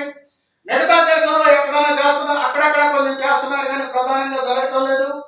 ఫలితంగా ప్రభుత్వం నిర్ణయించినటువంటి కనీస మద్దతు ధరలు కూడా రైతాంగానికి దక్కటం లేదు. ఈ రోజు ధాన్యానికి ప్రభుత్వం నిర్ణయించినటువంటి మద్దతు ధర 1940 రూపాయల క్వింటాల్కి. కానీ మన రాష్ట్రంలో రైతాంగం చూసినప్పుడు 1400, 1100 రూపాయలకు మించి పొందటం లేదు. నేను గుంటూరులో మాట్లాడినప్పుడు రైతాంగం చెప్పారు, మంచి ధాన్యానికి 1400 రూపాయలు ఇస్తున్నారని చెప్పారు. వర్షంతో దెబ్బతిన్నటువంటి ధాన్యానికి 1100, 1000 రూపాయలు ఈ రకంగా వస్తున్నాయని చెప్తా ఉన్నారు. ఇది ఆంధ్ర రాష్ట్రంలో ఉన్నటువంటి సమస్య కాదు, దేశంలో మొత్తం అన్ని చోట్ల ఇదే రకమైనటువంటి సమస్య ఉంది. అన్ని చోట్ల 1000, 1100, 1200 రూపాయలకు మించి రైతాంగం మద్దతు ధరలు పొందడం లేదు. అంటే కేంద్ర ప్రభుత్వం నిర్ణయించినటువంటి కనీస మద్దతు ధరల కన్నా 700-800 రూపాయల క్వింటాలు తక్కువగా రైతాంగం పొందుతూ ఉన్నారు. దీనికి భిన్నంగా దేశంలో ఒకే ఒక్క రాష్ట్రం రైతాంగానికి కేంద్రం నిర్ణయించినటువంటి మద్దతు ధరల కన్నా అధికంగా మద్దతు ధరలు ఇస్తా ఉంది. అది కేరళ రాష్ట్రం. కేరళలో రైతాంగానికి, ధాన్యం పండించినటువంటి రైతాంగానికి క్వింటాల్కి 2820 రూపాయలు ఇస్తా ఉంది. అంటే కేంద్రం నిర్ణయించిన ధర కన్నా 900 రూపాయలు అదనంగా రాష్ట్రంలో రైతాంగానికి ఇస్తా ఉన్నారు. ఆ రకంగా ఒక కేరళ మినహా మిగతా దేశాలు ఎక్కడ కూడా దీన్ని అమలు జరపడం లేదు. అందుకని మన భవిష్యత్ కర్తవ్యాలను మనం చూసుకున్నప్పుడు కనీస మద్దతు ధరల నిర్ణయం మొత్తం ఖర్చులకి అదనంగా 50% కలిపి ప్రధానమైన పంటలకైనా కనీసం ఈ మద్దతు ధరలు నిర్ణయించడం అనేది ప్రభుత్వం చేయాలి. మద్దతు ధరలకి ప్రభుత్వం సేకరించే విధానాన్ని కూడా తీసుకోవాలి. అప్పుడే మనం ఈ సంక్షోభం నుంచి బయటపడడానికి అవకాశం ఉంటుంది. అందుకని మన భవిష్యత్ కర్తవ్యాల్లో ప్రధానమైనటువంటి డిమాండ్ కనీస మద్దతు ధరల్ని ప్రభుత్వం ప్రధాన పంటలకు నిర్ణయించడం, ప్రభుత్వం ఆ పంటలు సేకరించడం అనేది ముఖ్యమైనటువంటి అంశంగా ఉండాలి. Second very fundamental demand, we want complete loan waiver for farmers and agriculture workers by the central government. Very important, this is a demand. If farmers are committing suicide because of debt, if those who are not committing suicide, lakhs of farmers have to sell off their land because of indebtedness. So our demand is that one-time complete loan waiver by the central government for all farmers in India. Is it possible or not? Twice before it has been done. Twice before. One, VP Singh Prime Minister government in 1990. That is how many years ago now? 30 years ago, 32 years ago. 10,000 rupees at that time, which was not a very small sum. All farmers, 10,000 rupees were cut off by the central government at that time, 1990. Second, in 2008, the Manmohan Singh government that had also given a partial loan waiver to all farmers in India. Not complete, but partial loan waiver. So if the VP Singh government can do it, if the Manmohan Singh government can give loan waiver, why can't the Modi government give loan waiver for all farmers? That is our question. But they have not done it. Last 8 years they have not done. But so shameless they are. In these last 7 years, they have written off loans, Modi government, 11 lakh crore rupees of loans, Ambani, Adani and other corporates, 11 lakh crore rupees they have written off of handful of corporate companies. You can, to make them more rich, a few people loans are being written off, but crores of farmers who are dying because of suicide, who are have to sell off land, this is not being cancelled by the government. This is the second issue that all of us have to take up in a very big way. రెండోది చాలా ప్రధానమైనటువంటి సమస్య, రైతులు వ్యవసాయ కార్మికులందరి రుణాలను రద్దు చేయాలని మనం డిమాండ్ చేయాలి. ఇది చేయటం సాధ్యమవుతుందా కాదా అని చెప్పి సంచరించేటటువంటి వాళ్ళు ఉన్నారు. ప్రభుత్వం కూడా సాధ్యం కాదని చెప్తుంది. కానీ గతంలో 2 సార్లు దీన్ని ఈ రకంగా రుణాలు రద్దు చేయడం అనేది జరిగింది. మొదటగా విపి సింగ్ ప్రధానమంత్రిగా ఉన్నప్పుడు 1990లో రైతాంగానికి, అందరు రైతాంగానికి ఉన్నటువంటి 10,000 రూపాయల లోపు రుణాలన్నింటినీ కూడా రద్దు చేశారు. ఆ తర్వాత 2008లో మన్మోహన్ సింగ్ నాయకత్వంలో ఉన్నటువంటి ప్రభుత్వం రైతాంగ రుణాన్ని పాక్షికంగా రద్దు చేసింది. 2 సార్లు సాధ్యమైనటువంటిది మోడీ ప్రభుత్వంలో ఎందుకు సాధ్యం కాదని చెప్పి మనం ప్రశ్నిస్తా ఉన్నాం. అందుకని మోడీ ప్రభుత్వం కూడా ఈ రకంగా రైతాంగ రుణాలు రద్దు చేయడానికి పూనుకోవాలని చెప్పి మనం డిమాండ్ చేయాలి. ఈ ప్రభుత్వం రైతాంగ రుణాలను రద్దు చేయకుండా కార్పొరేట్ల రుణాలని గత 7 సంవత్సరాల కాలంలో 11 లక్షల కోట్ల రూపాయలు రద్దు చేసింది. అంబానీ, అదానీ, ఇతర పెద్ద కార్పొరేట్లు కొద్ది మందిగా ఉన్నటువంటి వాళ్ళ రుణాలని రద్దు చేసింది. వాళ్ళు మరింతగా ధనికులు చేస్తూ ఉంది. ఆ రకంగా కార్పొరేట్ల యొక్క రుణాలను రద్దు చేస్తున్నటువంటి ప్రభుత్వం రైతాంగ రుణాలు కూడా రద్దు చేయాలని చెప్పి మనం డిమాండ్ చేయాలి. ఒకసారిగా మొత్తం రైతులు, వ్యవసాయ కార్మికుల రుణాలన్నింటి కూడా రద్దు చేయాలనేది మన రెండో ప్రధానమైనటువంటి డిమాండ్ గా ఉండాలి. So, comrade, my very good friend and our party state secretary, comrade Srinivas Rao has come. We welcome him for this meeting. We were saying, as far as the future direction, 2 very important points we said. One is MSP demand, second is loan waiver demand. Third demand, this whole thing that all of you in Andhra are facing, natural calamities, pest attack on chili, excessive rain, drought, all this leads to crop destruction. And to help farmers, we require a comprehensive crop insurance scheme. But today, the crop insurance scheme that the Prime Minister has named after himself is not helping farmers. It is helping only the corporate insurance companies. They are gaining. Farmers are losing. We are paying premium. State government paying premium. Central government paying premium. But when it comes to natural calamities, the companies refuse to pay compensation to farmers. Is this experience of Andhra also? It is, no? Same experience everywhere. And that is why a comprehensive crop insurance scheme, that is very much the need of the hour. That is the third point. Fourth point, the entire, with the neoliberal policies, entire credit system has been changed. Earlier, agricultural credit used to be given priority. Now, industrial credit has been given priority by the banks because of the central government's directive. First loan priority will go to whom? Ambani, Adani, and others. And then, if there is some money, farmers will get. Landlords get loan. Rich farmers get loan. But middle farmers don't get. Poor farmers don't get. Agricultural workers, absolutely, they don't get. So, what happens? Those who don't get loans have to go to private money lenders. And what is the interest charged? 24% per year, 36% per year. In some states, you will be shocked. The interest rate of private money lender is 60 to 120% per year.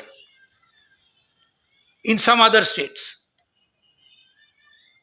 what will happen? Farmer will go into debt trap, and therefore the entire credit policy of the government must be changed. Farmers must get loans, agricultural workers must get loans at 0% rate of interest. That is our demand. That is the point. Fifth, regarding irrigation and power. Two very important things that farmers need. Without water, can we grow crops? We cannot grow. Without electricity, you have water, but no electricity. What will happen? You cannot do anything. Today, petrol, diesel, price has gone above 125, 105, 110, increasing the cost of production. These fuel costs must be brought down to half. These are some of the major demands, which also will have to lead a big all India struggle, a big statewide struggle also. ఇంకా మూడవ demand ప్రకృతి వైపరీత్యాల నుంచి రక్షణ కల్పించడం అనేది ముఖ్యమైనటువంటిది. మన ఆంధ్ర రాష్ట్రంతో పాటు అనేక ప్రాంతాల్లో భారీగా వర్షాలు రావడం, లేకపోతే కరువులు రావడం, ఇతరత్ర తెగుళ్లు రావడం, ఇటువంటివన్నీ కూడా చాలా పెద్ద ఎత్తున జరిగి పంటలు నాశనం అవుతూ ఉన్నాయి. ముఖ్యంగా తెగుళ్లతోటి మిర్చి పంట అనేది పూర్తిగా దెబ్బతింది. అధిక వర్షాల వల్ల వరి పంట దెబ్బతింటా ఉంది, ఇతర పంటలు కూడా దెబ్బతింటా ఉన్నాయి. అందుకని ఈ నష్టాల నుంచి రైతాంగాన్ని రక్షించడం కోసం సమగ్ర పంటల బీమా పథకాన్ని అమలు చేయాలని చెప్పి మనం కోరుతా ఉన్నాం. కానీ ప్రభుత్వం ఈ కార్పొరేట్ చేస్తా ఉంది. వాళ్ళకి మనం ప్రీమియం కడతా ఉన్నాం రైతులు, అలానే రాష్ట్ర ప్రభుత్వం, కేంద్ర ప్రభుత్వాలు కూడా కడతా ఉన్నాయి. కానీ ఈ కట్టిన ప్రీమియం మాత్రం వాళ్ళు తీసుకుంటున్నారు. మనకి పంటలు నష్టపోయినప్పుడు మనకి ఇవ్వాల్సినటువంటి పరిహారాన్ని మాత్రం వాళ్ళు చెల్లించుకోలేదు. ఈ రకంగా ఈ పథకం వల్ల పెద్ద పెద్ద కార్పొరేట్లు కాపాడుతూ ఉన్నారు మినహా మనకు ప్రయోజనం జరగటం లేదు. ఇది ఒక ఆంధ్ర రాష్ట్రంలోనే కాకుండా దేశం మొత్తం ఉన్నటువంటి పరిస్థితి ఇది. తర్వాత నాలుగో డిమాండ్ రుణాల సమస్య అనేది కూడా మనకు ప్రధానమైనటువంటి సమస్యగా ఉంది. ఈ రోజు రుణాలు గతంలో వ్యవసాయ రంగానికి ప్రధానంగా ఇచ్చేవాళ్ళు, ఇప్పుడు దాన్ని మార్చి పరిశ్రమలకు ప్రధానంగా రుణాలు ఇస్తా ఉన్నారు. ముందుగా కార్పొరేట్ సంస్థలకి భారీగా రుణాలు ఇస్తా ఉన్నారు. రైతాంగంలో కూడా భూస్వాములుగా ఉన్న వాళ్ళకి ఇస్తున్నారు మినహా సాధారణమైనటువంటి రైతాంగానికి రుణాలు ఇవ్వడం లేదు. ఫలితంగా రైతులు ప్రైవేట్ వడ్డీ వ్యాపారస్తుల దగ్గరికి వెళ్ళి రుణాలు తీసుకోవాల్సి వస్తా ఉంది. వాళ్ళు నూటికి ₹2 నుంచి ₹3 వరకు నెల వడ్డీ తీసుకుంటా ఉన్నారు. కొన్ని రాష్ట్రాల్లో అయితే ₹105 ఉంది, ₹6 నుంచి ₹12 దాకా కూడా కొన్ని రాష్ట్రాల్లో ఉంది. అంటే 60 నుంచి 120% దాకా కొన్ని రాష్ట్రాల్లో ఉంది. అందుకని ఇంత పెద్ద ఎత్తున వడ్డీలు చెల్లించి రైతాంగం దివాళా తీసిపోతా ఉన్నారు, రుణభారంలో కూరుకుపోతా ఉన్నారు.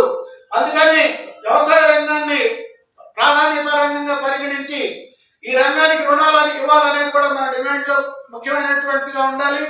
అలానే మరో డిమాండ్ వ్యవసాయ రంగానికి కావాల్సినటువంటి నీటిపారుదల సదుపాయాలు కల్పించడం అనేది ముఖ్యమైనటువంటిది. నీటిపారుదల సదుపాయం కల్పించడంతో పాటు విద్యుత్తును కూడా సరఫరా చేయాలి. విద్యుత్ సరఫరా లేకుండా కేవలం నీటిపారుదల మాత్రమే ఉంటే ఉపయోగం లేనటువంటి పరిస్థితి కొన్ని చోట్ల ఉంది. అందుకని విద్యుత్తును కూడా తోడు చేస్తే మినహా నీటిని వినియోగించుకోలేనటువంటి పరిస్థితి ఉంది.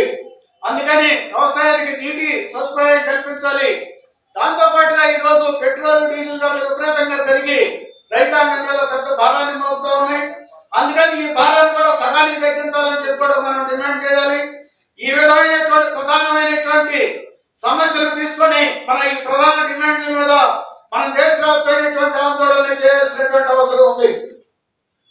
Comrades, these I have said 4 or 5 major farmers' demands all over the country, which are applicable to Andhra. Beyond that, there is the question of worker peasant unity. And that we will have to spearhead by also bringing the working class, agricultural workers with us together and take up their major issues. Agricultural worker, expansion of Manarega, more work, 200 days per year. Today it is only 100 days. Not even 45, 50 days is the average work available.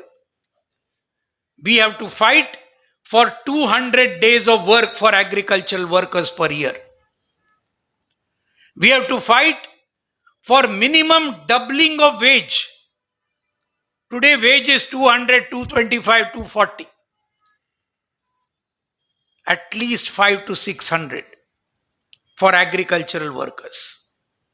That is one major demand for which we have to bring them also together. The other demand is of the working class, which I mentioned. Repeal of the 4 labor codes. 29 labor laws that were won by the working class with many years of struggle right from British times. Narendra Modi and his government cancelled all 29 laws, labor laws, and made into 4 labor codes, as I told you. This is the demand of the working class, which all of us have to fully support and be part of the struggle. The demand for an end to privatization. We talked about Vizag Steel. 16 months a big struggle is going on in Visakhapatnam. So that is important. The struggle against price rise and growing unemployment. This is a struggle not only of farmers, but of workers, agricultural workers, everybody. So these are also some things that we have to take forward in the spirit of worker peasant unity, which is a very important thing, and that is our handle, that is our weapon against this BJP RSS government, forging worker peasant unity. ఈ రకంగా చూసినప్పుడు ఒక 4-5 ప్రధానమైనటువంటి డిమాండ్లను తీసుకొని మనం దేశవ్యాప్తంగా ఆందోళన చేయొచ్చు. ఈ డిమాండ్లు ఆంధ్ర రాష్ట్రానికి కూడా వర్తిస్తాయి. అందుకని ఆ రకంగా ఇక్కడ కూడా పోరాటాన్ని పెంపొందించడానికి అవకాశం ఉంది.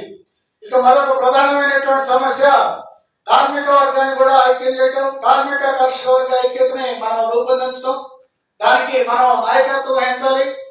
ఈరోజు వ్యవసాయ కార్మికులు ఉన్నారు, ఉపాధి హామీ పథకం ఉంది వారికి, కానీ ఆ పథకాన్ని క్రమంగా నీరుగారుస్తూ ఉన్నారు. 40-50 రోజులకు మించి వ్యవసాయ కార్మికులు పనులు దొరకడం లేదు, వారి వేతనాలు కూడా తక్కువగా ఉంచారు. అందుకని మనం వ్యవసాయ కార్మికులకు కనీసం 200 రోజులు ఉపాధి హామీ పని కల్పించాలని చెప్పి డిమాండ్ చేయాలి. వేతనాన్ని ఇప్పుడున్నటువంటి వేతనాన్ని కనీసం రెట్టింపు చేయాలనేది మన నినాదంగా ఉండాలి. అలాగే కార్మిక వర్గానికి సంబంధించి కూడా మనం 4 ప్రధానమైనటువంటి లేబర్ కోడ్లని రద్దు చేయాలనే డిమాండ్ తో కార్మిక వర్గం పోరాడుతూ ఉంది. దానికి మనం మద్దతు తెలియజేయాలి. కార్మిక వర్గం అనేక సంవత్సరాల నుంచి బ్రిటిష్ కాలం నుంచి కూడా పోరాడి సాధించుకున్నటువంటి 29 కార్మిక చట్టాన్ని 4 లేబర్ కోడ్లుగా ఈ బీజేపీ ప్రభుత్వం మార్చింది. ఆ చట్టాల రద్దు కోసం కూడా మనం పోరాటం చేయాలి. ఆ రకంగా కార్మికులు, వ్యవసాయ కార్మికులు మొత్తం అన్ని సమస్యల మీద మనం మన పోరాటాన్ని ముందుకు తీసుకెళ్ళాలి. Comrades, for doing all this, one very major thing is required, and that is building our independent strength. These demands are correct, struggle is correct, but we have to do 2 things. One is we have to build our own independent strength of the All India Kisan Sabha. That is very, very important. Without our own independent strength, nobody will take us seriously. And that is why, go to the people. We talk about mass line. We have to go to all the farmers in Krishna district, Guntur, all other districts. get them on board, take up the demands, and I'm sure that they will come. So, this is the way. And then all our membership, our unit, village level unit, strengthening that, our committee functioning, our political education of all our activists, our fund drive. These are all very, very important aspects of the organization, building of activists. All this has to be done as part of this struggle. And along with that, while building up independent strength, we must not forget the importance of united struggles. I told you about the Delhi agitation. 500 organizations coming together in the Sayukta Kisan Morcha. That is why the struggle succeeded. So, similarly, all of us have to sit together in Andhra. Naturally, all the left Kisan agricultural workers organizations have to be brought together first. Other organizations, they may be having different ideology. But if on issue based struggle, these 4 or 5 issues I told you, MSP, loan waiver, crop insurance, credit, power, irrigation, those organizations willing to come with us, we have to take them along. That is the way to go forward. You understand? So that you can discuss concretely. Concretely, we have to discuss which is of use, which is not of use. But united struggle, but left Kisan organizations, agricultural workers have to be brought together definitely, and also some others who are willing to fight with us on those issues.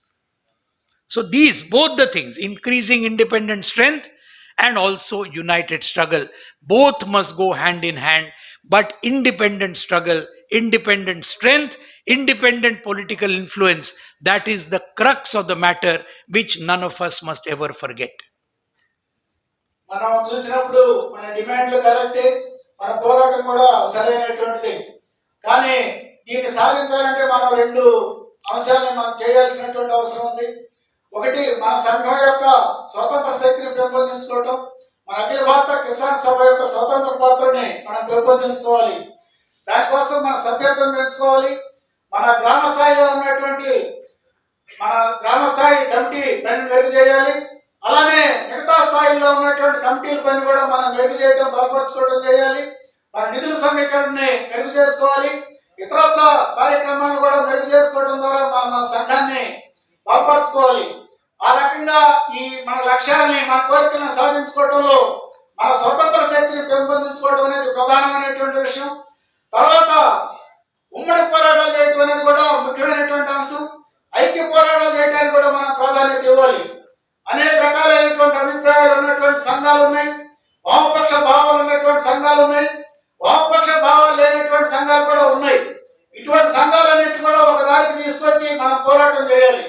ప్రధానమైనటువంటి అంశం, మనం పెట్టినటువంటి డిమాండ్ని ఆమోదించుకునేది ప్రధానంగా ఉండాలి.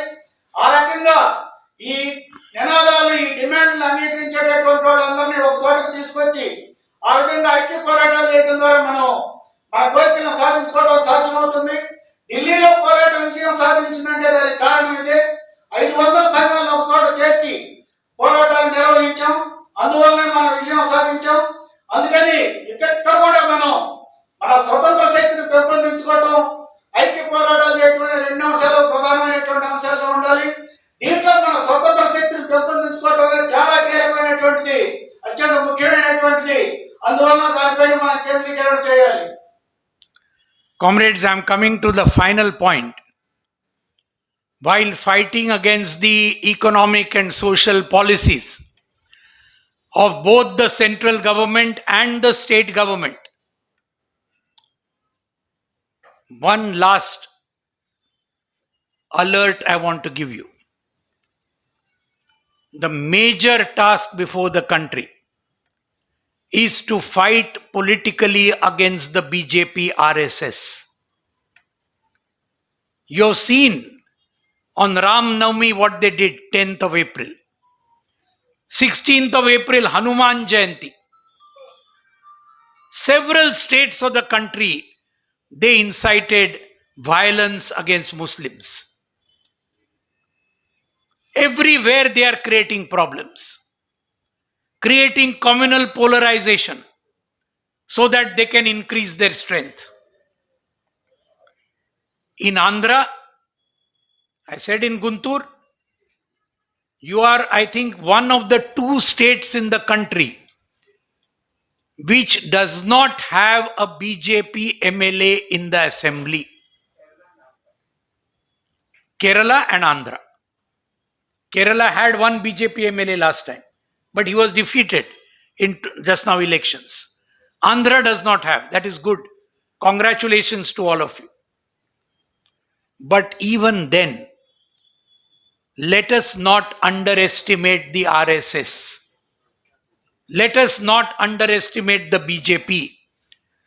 They are what we say corporate communalism. The entire corporate lobby is after them, behind them.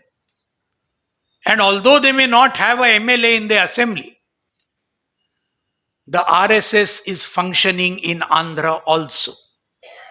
Earlier, they were very weak in Telangana, which was part of United Andhra. But you saw what happened in the Hyderabad Municipal Corporation elections. Several seats BJP won. So therefore, while fighting for all these economic, social, all these demands, the major demand and the major issue which before us, fighting against the communal corporate communalism of the BJP RSS, this must not at all be underestimated even in Andhra. So a big ideological fight, political fight has to be also continuously launched in every state in the country to see that these fascistic forces do not gain ground. So far, you have stopped them, which is very good.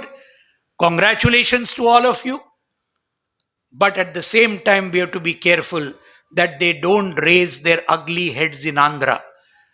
I'm sure that with this, the All India Kisan Sabha, all our other mass organizations will make every step forward to increase our own independent strength, to increase united struggles, and to see that the peasants of Andhra Pradesh, which Andhra Pradesh, Telangana have the glorious legacy of the Telangana people's armed struggle, let us build again a very, very big movement so that we really can attack the ruling classes and see that the red flag of the Kisan Sabha, the red flag of the left can be increased tremendously in the coming days. That is my appeal, that is my confidence, and I'm sure that our comrades in Andhra will be able to do this with full concentration and with full strength and with full unity. Thank you very much. Inkilab Zindabad, long live revolution. మనం కేంద్ర రాష్ట్ర ప్రభుత్వాల ప్రజా వ్యతిరేక విధానాలపై పోరాడేటప్పుడు మతోన్మాదాన్ని గురించి కూడా మనం జాగ్రత్త తీసుకోవాల్సినటువంటి అవసరం ఉంది. ఆర్ఎస్ఎస్ బీజేపీలు వారి మతోన్మాద విధానాలు దేశవ్యాప్తంగా విస్తరింపజేస్తా ఉన్నారు. ఏప్రిల్ 10వ తారీఖున జరిగినటువంటి శ్రీరామనవమ సందర్భంగాను 16వ తారీఖు జరిగినటువంటి హనుమాన్ జయంతి సందర్భంగాను ఏం చేశారో మనం చూసాం. అనేక రాష్ట్రాల్లో మతపరమైనటువంటి విభజనను సృష్టించడం ద్వారా వాళ్ళ బలాన్ని పెంచుకోవడానికి ప్రయత్నం చేశారు. ఆ రకంగా మతోన్మాదాన్ని రెచ్చగొట్టడానికి వాళ్ళు కలిసి ప్రయత్నం చేస్తున్నటువంటి పరిస్థితి ఉంది. వాళ్ళ వెనక కార్పొరేట్ శక్తులన్నీ కూడా చేరున్నాయి. కార్పొరేట్ శక్తుల బలమంతా కూడా బీజేపీ వెనక ఉంది. అందుకని కార్పొరేట్ మతోన్మాద శక్తుల్ని ఓడించడంపై మనం దృష్టి పెట్టాలి. ఇప్పటి వరకు దేశంలో బీజేపీ శాసనసభ్యులు లేనటువంటి శాసనసభలో 2 ఉన్నాయి. ఒకటి కేరళ, రెండోది ఆంధ్ర. అందుకని ఈ 2 రాష్ట్రాల్లో బీజేపీ శాసనసభ్యులు లేరు. కానీ లేనంత మాత్రాన మనం ఆ అంశాన్ని తేలిగ్గా తీసుకోకూడదు. వారు మొత్తం దేశవ్యాప్తంగా ప్రయత్నం చేస్తున్నారు. ఆంధ్ర రాష్ట్రంలో కూడా ప్రయత్నం చేస్తున్నారు. ఉమ్మడి ఆంధ్ర రాష్ట్రంలో భాగంగా ఉన్నటువంటి తెలంగాణలో ఏం జరుగుతుందో మనం చూస్తా ఉన్నాం. తెలంగాణలో కూడా గతంలో బీజేపీ లేదు. కానీ ఇప్పుడు బీజేపీ ఆర్ఎస్ఎస్ అక్కడ తమ కార్యకలాపాలని ఉధృతం చేసి అక్కడ మొన్న జరిగినటువంటి హైదరాబాద్ మున్సిపల్ కార్పొరేషన్ ఎన్నికల్లో బీజేపీ గణనీయంగా స్థానాలు సాధించడం కూడా జరిగింది. అందుకని వారి యొక్క మతోన్మాద కార్యకలాపాలను విస్తరించడం కోసం ప్రయత్నం చేస్తున్నారు. ఇప్పటిదాకా ఆంధ్ర రాష్ట్రంలో ఆ కార్యకలాపాలను నిరోధించినందుకు, వారి శాసనసభలో ప్రవేశించకుండా చేసినందుకు మీ అందరూ కూడా అభినందనలు తెలియజేస్తా ఉన్నాను. కానీ ముందు ముందు కూడా చాలా జాగ్రత్తగా అప్రమత్తంగా ఉండాలి. దాంతో పాటు మన ఉద్యమాన్ని ముందుకు తీసుకెళ్ళడానికి, మన స్వతంత్ర బలాన్ని పెంపొందించుకోవడానికి, ఉమ్మడి పోరాటాలను పెంపొందించుకోవడానికి కూడా మీరందరూ కూడా కృషి చేయాలి. ఆంధ్రప్రదేశ్ అట్లానే తెలంగాణ ఉద్యమాలకు ఆ రకమైనటువంటి వారసత్వం ఉంది. అందుకని అటువంటి గతంలో ఏ రకమైనటువంటి పోరాటాలు నిర్వహించారు, ఏ రకంగా రైతాంగాన్ని కదిలించారు, అదే రకమైనటువంటి పోరాటాలు మళ్ళీ చేయడం ద్వారా ఇక్కడ రైతాంగ ఉద్యమాన్ని, రైతాంగం యొక్క ఎర్ర జెండాని, కిసాన్ సభ ఎర్ర జెండాని, వామపక్షాన్ని పెంపొందింపు చేయడానికి ప్రయత్నం చేయాలి. మన మొత్తం శక్తిని, మన మొత్తం శ్రద్ధనంతా కూడా ఇదే అంశం మీద పెట్టి చేయడం మీకు సాధ్యమవుతుంది. ఆ రకంగా మీరందరూ కూడా చేయాలని చెప్పి కోరుతూ, మీకు ఎప్పుడు విప్లవంగా తెలియజేస్తూ, నాకు అవకాశం ఇచ్చినందుకు ధన్యవాదాలు తెలియజేస్తూ నేను ముగిస్తా ఉన్నాను. Thank you.